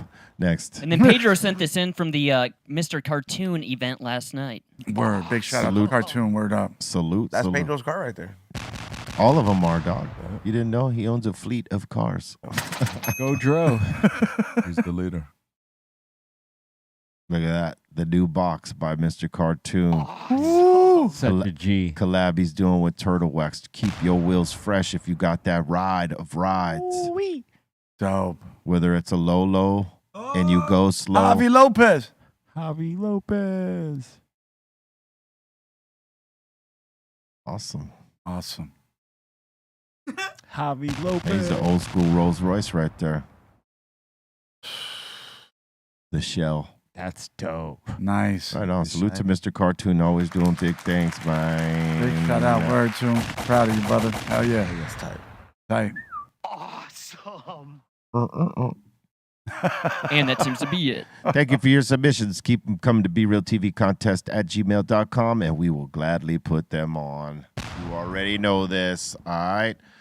So now we're going to open up the doors to the Insane Asylum. That means y'all out there got a comment, question, shout out, suggestion. We would like to hear it.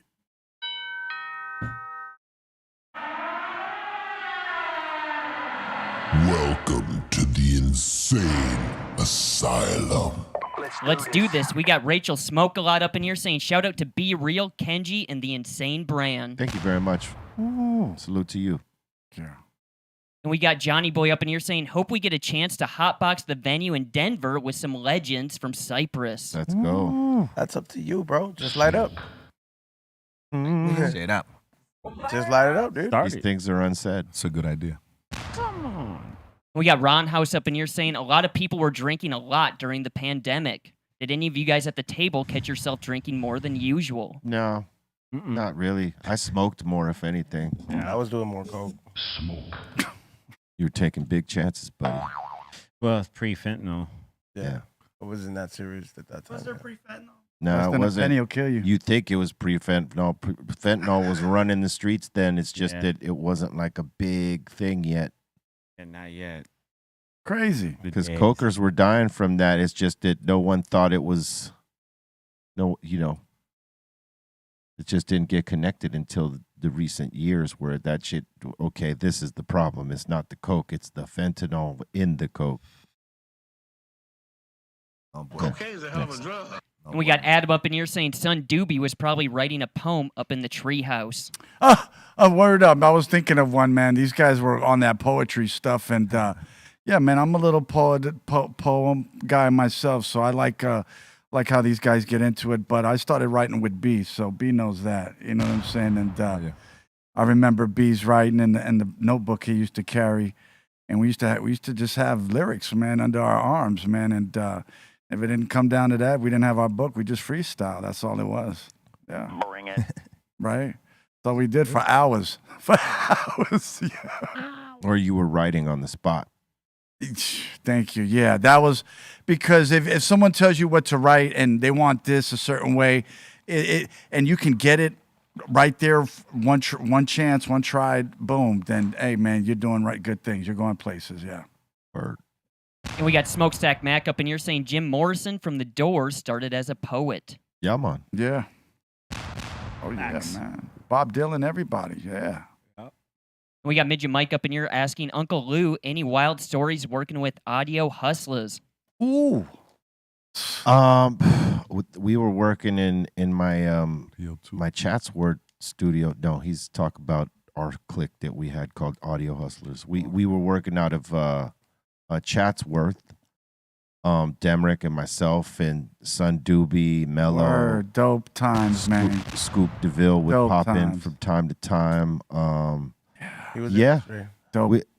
More than anything, we was just working on a lot of music for mixtapes and all that shit. But we would be playing like a lot of Madden, a lot of NBA Live, and all these different games. We'd be playing online though. We'd be playing like teams, like us against other people, and just going at motherfuckers fucking off like 2-3 hours of work time because we're battling people online. Wow. Fun times, but that was the precursor to all this, you know, like doing all that kind of led us to like starting to do the streams. That's and stuff like right. I forgot, B. I'm sorry. I forget. Yeah, you're right, man. You did so much, bro. I mean, we do a lot, baby. yeah. And the tacos. Remember the tacos? A bunch of taco eating up there too, man. The best Yeah. tacos. Yeah. Yeah. Good for sure. stuff. Heck Yeah, that's right. We did order a lot of those. All right. Next. And we got Huggy Farms up in here saying can't wait to see Cypress and Ice Cube in Boston next month. It's going to be popping, B. I promise. Let's go. Word. And Boston is a great city to do shows in, man. I mean, like, they love some hip hop and they react. They don't be acting too cool to like Appreciate have a it. good time. They're like, Yeah. they have a good time. Yeah, Colton. City of Champions, Trace. Next.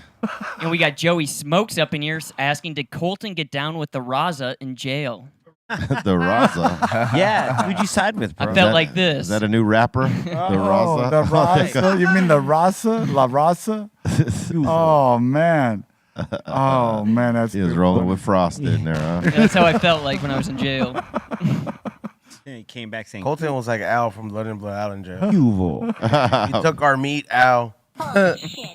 Dope. OG Kid Frost. Al. I was pretty young right there, man. Hell yeah.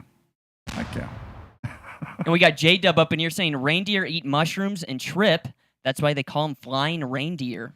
Word. Yeah, they do eat mushrooms. Ate it. They're probably like, you know, instead of run, they like do that gallop where they like jump.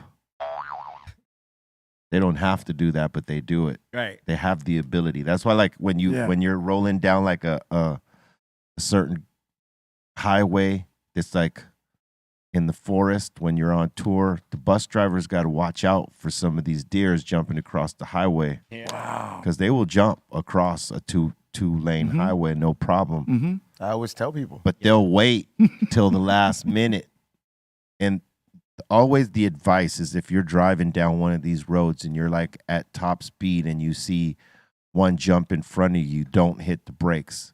You just got to keep going because Rev if it. you hit the brakes, you're both done. Well, have you ever seen like a deer try to jump? You know, sometimes animals will scare themselves. Yeah. And that's between that jump and them scaring themselves that's when you hit the animal because you don't know, you know, the frequency is off or whatever. You know what I'm saying? So it's just better to let them just jump before you and just. And if you hit them, you hit them, but you got to just keep driving through it. You cannot hit the brakes. No. You ever hit a deer? No.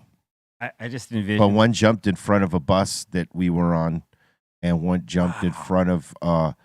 We were coming back from a paintball tournament. Rojo was driving, or one of the guys was driving Right. Rojo's RV, and one jumped in front of us, almost caused an accident. Wow. This lady almost panicked and almost caused a big accident, but she somehow got it together and didn't wreck into the other car behind us. Word. It was crazy. Word.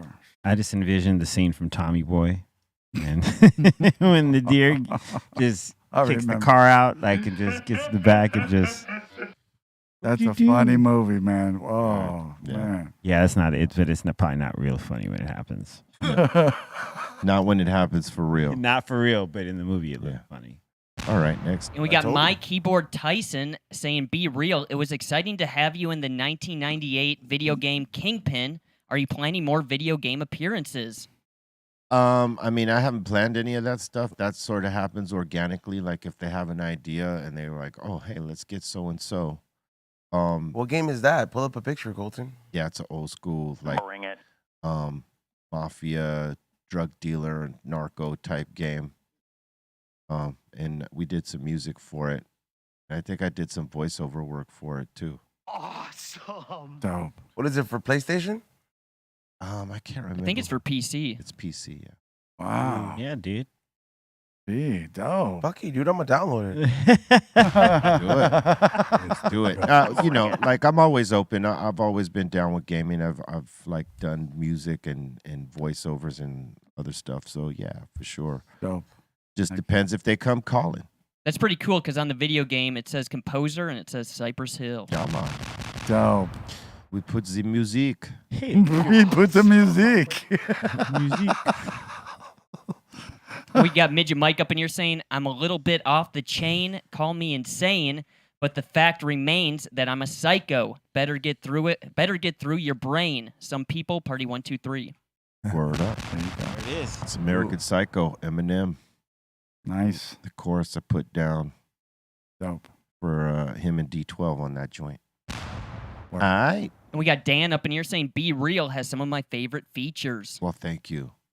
I got a question. Is it hard to write a feature compared to like one of your own songs? Like, is it difficult, like going in with the flow, like what the other artists kind of sang before you? Like, is it difficult coming up with your part? Not necessarily, unless it's in Spanish. That's a little bit more challenging. But everything else, it's not a hard snap in, unless you don't like the beat. In which case, I always ask, I need to hear the song first before I say yeah. Because I don't want to be that guy, like say yeah first and then hear the song after I've said yes and then be like, oh man, this is whack. I'm not going to come up with anything that I like for this.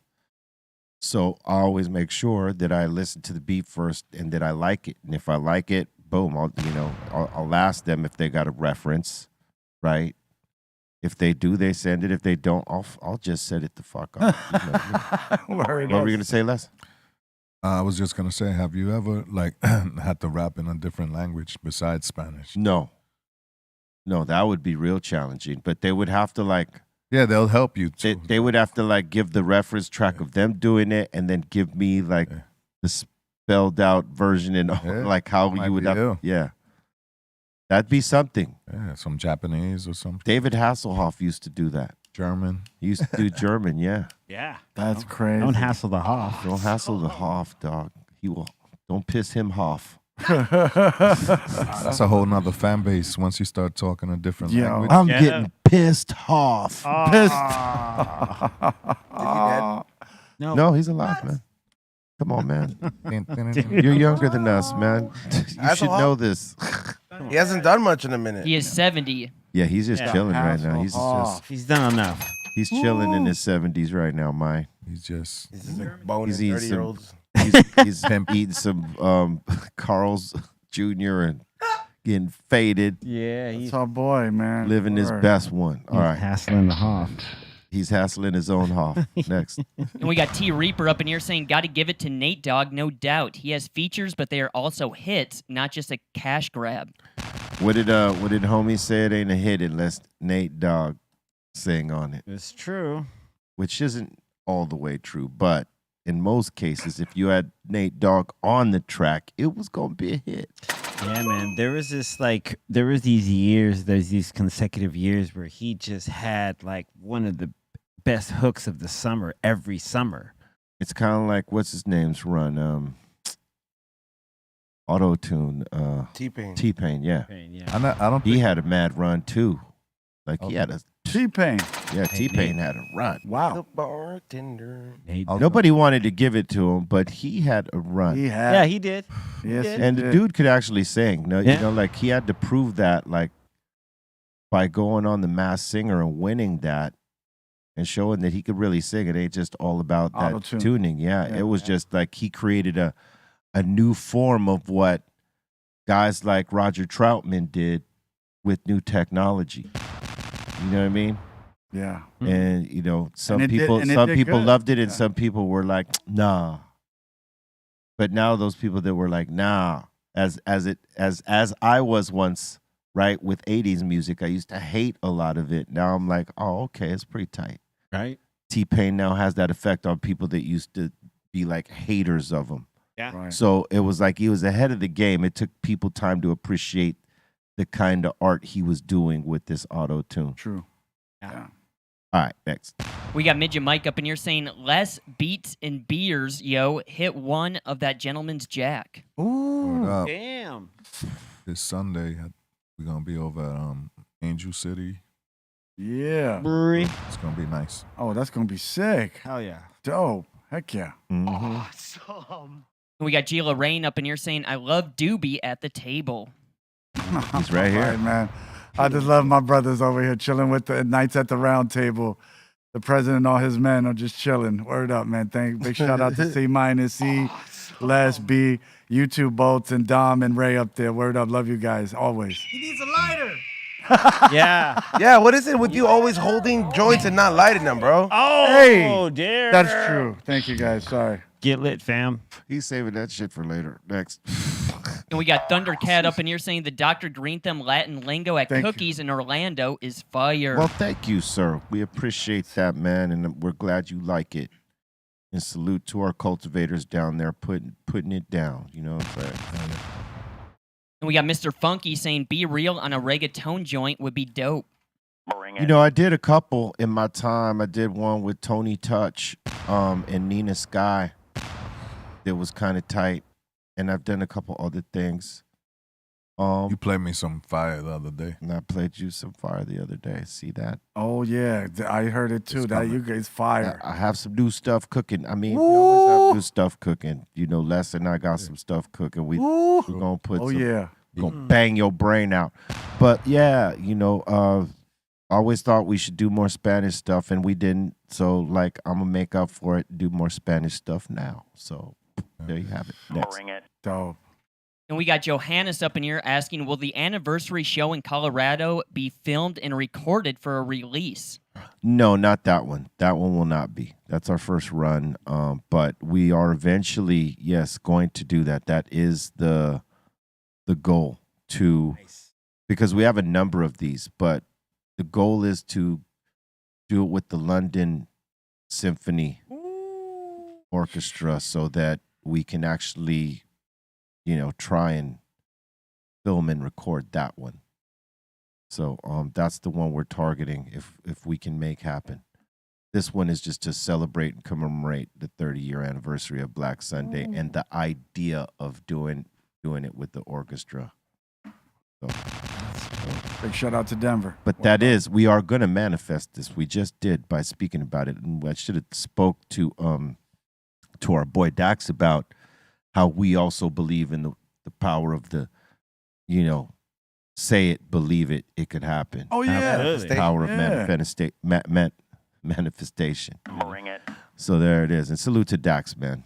Really good dude, man. Big shout out to Dax. Word up. Good vibe, good vibe. All right, next. And we got Rockin' America saying enjoying Be Real TV while at the hospital. Yes. Much love to the table. Word. Feel better, man. I hope Feel you're better. good, man. Hope We you hope feel you're better. good. Positive vibes and healing vibes to you, man, from the table to you, bro. And if you're just working there, you know, have fun. Then Yeah, and if you're working there, man, get to work, Poppy. God, you. Come on, Chacho, what are you doing? Put your patience onto the podcast. Yeah, have your patients watch it. Tell them, hey, let me see your cell phone real quick. Yeah. And then boom, boom, pop it off on YouTube or Twitch. Log into their Instagram, be like, hey, I gotta monitor your heart rate from my phone, from your phone. Yup. Then just be like, yo, make sure you follow everybody here, follow the page, fucking subscribe, bro. Even join the Patreon. Word. Yeah. Word up. All right, Word. next. And we got Up is Down up in here saying, yo, happy Thursday. Thanks for what y'all do and what's up to snacks. Thank you. That would be a great place. I never thought about it, dude. Just start being nice at hospitals and be like, hey, can I borrow your phone? They'd be throwing your ass out in a yeah, heartbeat. Nah, old people need the visitors, bro. They know they're at their last days. You can't be a stranger.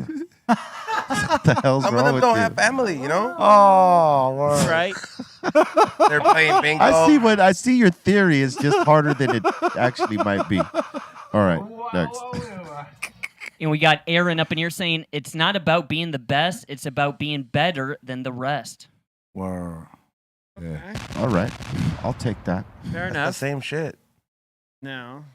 That means like total 100%. But isn't the best better than the rest? Yes, it is both. It is both, right? It just depends how you want to attack it. I don't believe in better than the rest. I believe be better than yourself. Make yourself the best. Yeah. Yeah. Be the best. At I you. believe in one of the, because realistically there is no the. Prove yourself right. Yeah.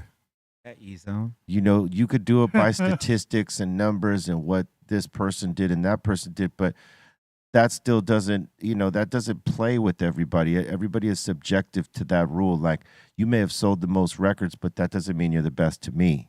True. And then there's other people that are like, that's totally it. Like, well, this person sold the fucking most records. They're it. So when you're dealing with those two different mentalities, it's subjectable. And then there's people in the middle. They don't know which way they want to lean towards. So True. that is one of the. All right. Next. And we got Matt in the super chat just saying salute, fam. Salute to you. Big shout out, Matt. Saludo. Salute, man. Saludo. Salute to you. And we got Crazy Maine to the table. Who's your favorite classical composer if you have one? Mozart. Dr. Dre. Gang.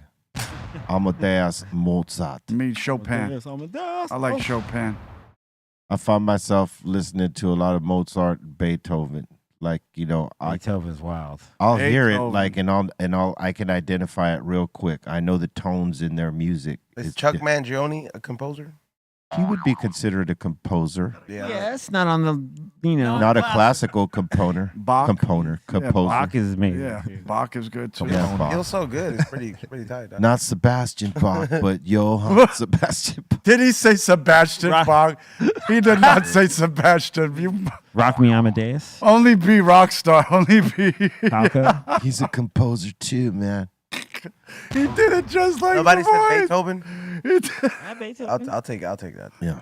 There. Oh man, Can't go wrong there. man. Composers. Einstein. It's pretty good. John Williams, dude. Oh man. Hello, Bill Grill. Oh. John Wayne. And we got Johnny up in here saying, Happy Thursday, y'all. My Stoned Assassins practice jersey just arrived. Salute to Be Real and Rojo. Hey, Word. B, what was it like balling with William Shatner? I never balled with William Shatner. He didn't really play the style of paintball we played, which is considered speedball, which is on a field that is like, maybe 100 yards, whatever, and you cut it in half and you put all the blow up sectionals and stuff like that and battle to get the flag. That's like speedball. That's like the fast paced version. Ooh. Like tournaments, that's tournament style paintball. Tournament. Yeah. What William Shatner was playing and the event he would put on was a scenario style. So let's just say they're playing in the forest. There's a cabin in the forest. That cabin is considered the fortress. And they would play a scenario like you got to go peel out the general of the main space galactic army. And that's the goal of the day. You got to try to eliminate all their forces and go capture that guy. And his thing would go over the course of 3 days because they're going through different scenarios. Like one team would have to defend while the other attacks. And, they would figure out the statistics of how both sides did to figure out who won that day and all that other stuff. So Right. that was the type of paintball he was playing. He was playing more scenario. He wasn't playing tournament style paintball where it's called speedball, right? But you know who was? Maurice Gibb from the Bee Gees. No way. Yes. Staying alive. Before I came into paintball, he was the paintball ambassador, in terms Get of outta music. He had a team, I think, that was from Miami that he not only sponsored, but he also played up until when he got sick. One of the Bee Gees, a.k.a. More Than Just a Woman. Yeah. MG. Wow, that's insane. Here he goes, right Yeah, look here. at right there. Oh, Mo. he's the real thing. Yeah, look at his gun, bro. He wasn't playing. Oh, he was not. Look, he was playing, but he wasn't playing. Look how he's armed to the teeth. Serious. He's Yeah. armed to the eyes, yo. Dude. Yeah, so before me, there was him. So I just tried to carry on his flag there of being the ambassador, but for hip hop. Who would think the Bee Gees would be out there shooting like that? Yeah, You could tell. That's insane. He's a yeah. sniper. I never got to play against him, but because he had just let go before I came in. But it would have been great to play against my man right here. Wow, he is the man. Because paintball is an addicting sport, man. Let me tell you what. I was addicted. More than a I was addicted for 3 to 4 years. addicted, B? All I All did right. every weekend was play paintball. And 2 days in between, we practiced playing paintball because we were in the tournaments. So, Yeah. it was great times. All right, next. Awesome. And next up in here, shout out to Megan. She sent us a super chat with the mustache. All right. Thank you, Megan. Megan. Morgan. Big shout out, word. And we got Midget Mike up in here saying, yo, y'all remember this? Mike Hoochie's Harry. Yeah. I remember your coochies, Harry. Hope you shaved it by now. Hey! Whoa, hey! Oh, whoa, hey, whoa. I was just going with the joke and enhancing it, that's all. You just a little sprinkle on it. Yeah, It's Boltina. not a That was joke. nice. It's That not a was nice. joke, though. What the fuck? I don't get what's going on. Oh, that's great. Hey, Yo, it's not a joke, though. It's not a joke, for real. hey. And we got 3 barbecue up in here saying, shout out to Jack and Hoff. Yeah. Oh, they got Right. Their movies, Right. that didn't get produced. Yeah. Jack and Hoff, they didn't get their movies produced. They, because the Hoff disappeared for a while. Jackie Chan and Yeah. Mike Hasselhoff, Yeah, that's or right. David Hasselhoff, sorry. Jack and Hoff. That would be dope. Yeah. Checking It was just a off. bunch of political red tape. Red tape. You guys, they made the picture in reverse though. Did you notice this? Yes. They did. I love that. Look at them. Ready to take the world on. They're ready to take the world on. All cinema, beware. Yeah. Jackie Chan is still the man. Jackie David Chan, Lynch. yeah. It's Colin. All right. We got J Max C up in here just giving us the squeeze. Squeeze up. There it is. Squeeze him. Hey, listen, by the way, there's a new squeeze hat that my man Psycho Les gave me, Bolton, that you're going to cry over, son. You're going to cry because you ain't got it. Oh. Yeah, Boltina. Yo, Les, we'll have to talk afterwards. I swear to God, you see this hat, you're going to be like, dang. I got a hat for you, too. Don't Thank worry. you. I'll hook you up. He Word. throws it at you. On fire. All right. Word. And we got Lucas up in here saying, shout out all the way from New Mexico. It's a high of 83 here today. Yeah. Nice. Ooh. That's Enjoy nice. It's warm, but it's not hot. Yeah. Yeah, we waiting. Cervecita. No, it's cool. It's stay. Yeah, we're still chilling out. Yeah. We got about another week and a half. Totally chill. Today it's cool. It's cool. Let it stay like this, bro. Yeah, I'm sure. I don't mind. I'm with you on that. Yeah. You keep May that hot. gray and June You can gloom. Keep that hot stuff, baby. Then all of a sudden the sun's gonna fucking be all mean and shit. Just fucking be You, like, you need heat, go get a flaming hot Cheeto. Let's go. Word. I could be like, fuck you. The movie's dope. Word. take some shots at the sun. Yeah. Yep. Nice. All right. And that seems to be it. All right. We want to thank you for your interactions and getting down with us on the Dr. Greenthumb Show. Each one, teach one, as we tell you all. Tell your friends about us. Spread the word. Tell them about the best show on YouTube and the highest show in the world, Dr. Greenthumb Show, right here on BREALTV, man. And, make sure you check out the mix right after this on Twitch. B_RealTV is the place. And I think if we're popping it off on the home site, that would be www.breal.tv. And speaking of which, you know, if you go on there, become a member, get down with our prescription box. It would behoove you as a stoner to have one. And then, you know, once these ones are done, we're going to flip it up. One of these boxes got the crystal Dr. Greenthumb Funko. It's very special. Awesome. So make sure you check it out. Go to the website, www.brealtv, and go to the store. It's actually on a feature page, so you get to that feature page, click, boom, check the contents of the box. And with that, I will throw it over to C-. Thanks to everyone here at the table. B.E. Doobie, Psycho Leezy, Treehouse Crew, Aton, Dro, Javi Lopez, everyone that watches the show, Kitchen Sink Crew, Insane Asylum, the 5150s. I want to say what's up to my mom. I love you. And to my sister, I love you. And just see you guys tomorrow, 9 a.m. On Twitch, and then here for the Dr. Greenthumb show at 2 p.m. Pacific Standard. And then we're doing the mix afterwards, right? It's Friday. Yeah, let's do it. Yeah, let's go. So we'll be seeing a lot of me tomorrow. And yeah, starting at 9 a.m. Psycho Leezy. Yo, shout out everybody on the chat, everybody here at the table, just kicking it. I want to shout out Aguas Locas for hooking us up with the waters. It was dope. Another shout out to HQM. And this Sunday, Angel City, Psycho Blast is going to be there.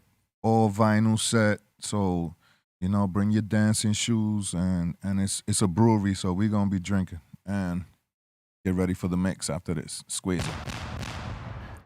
Bolton. Shout the Insane Asylum. Thank you guys so much. Shout to Ray Morning Chat Films. And shout out to the Dominator.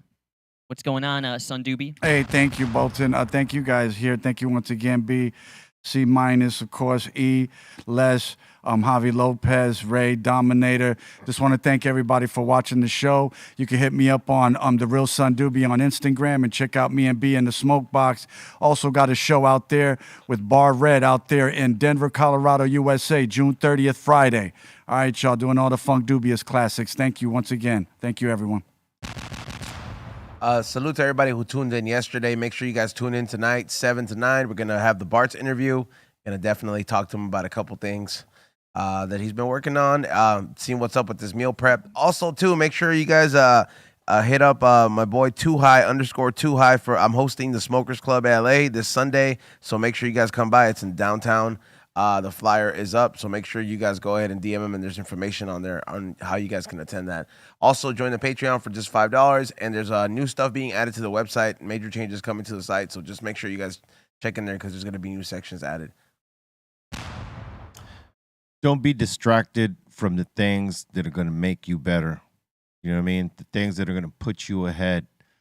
Things you know you need to do to put you on course. A lot of times we get distracted by little shit, petty things, or, you know, it could be anything. Like homie explained earlier, he turns off his phone when he's in the booth so that when he's in this vibe, he doesn't get distracted from it, from any sort of news. This is the way you got to be about your get down. Like, if you know that there's things that you must change in your life so that you have a better outcome, a better quality of life, don't get distracted. Stay on course, no matter what it is. You know, unplug if you have to, the way homie does in the booth. This is the way to the betterment of the self. I say this with love, and by the grace of God, swallow that.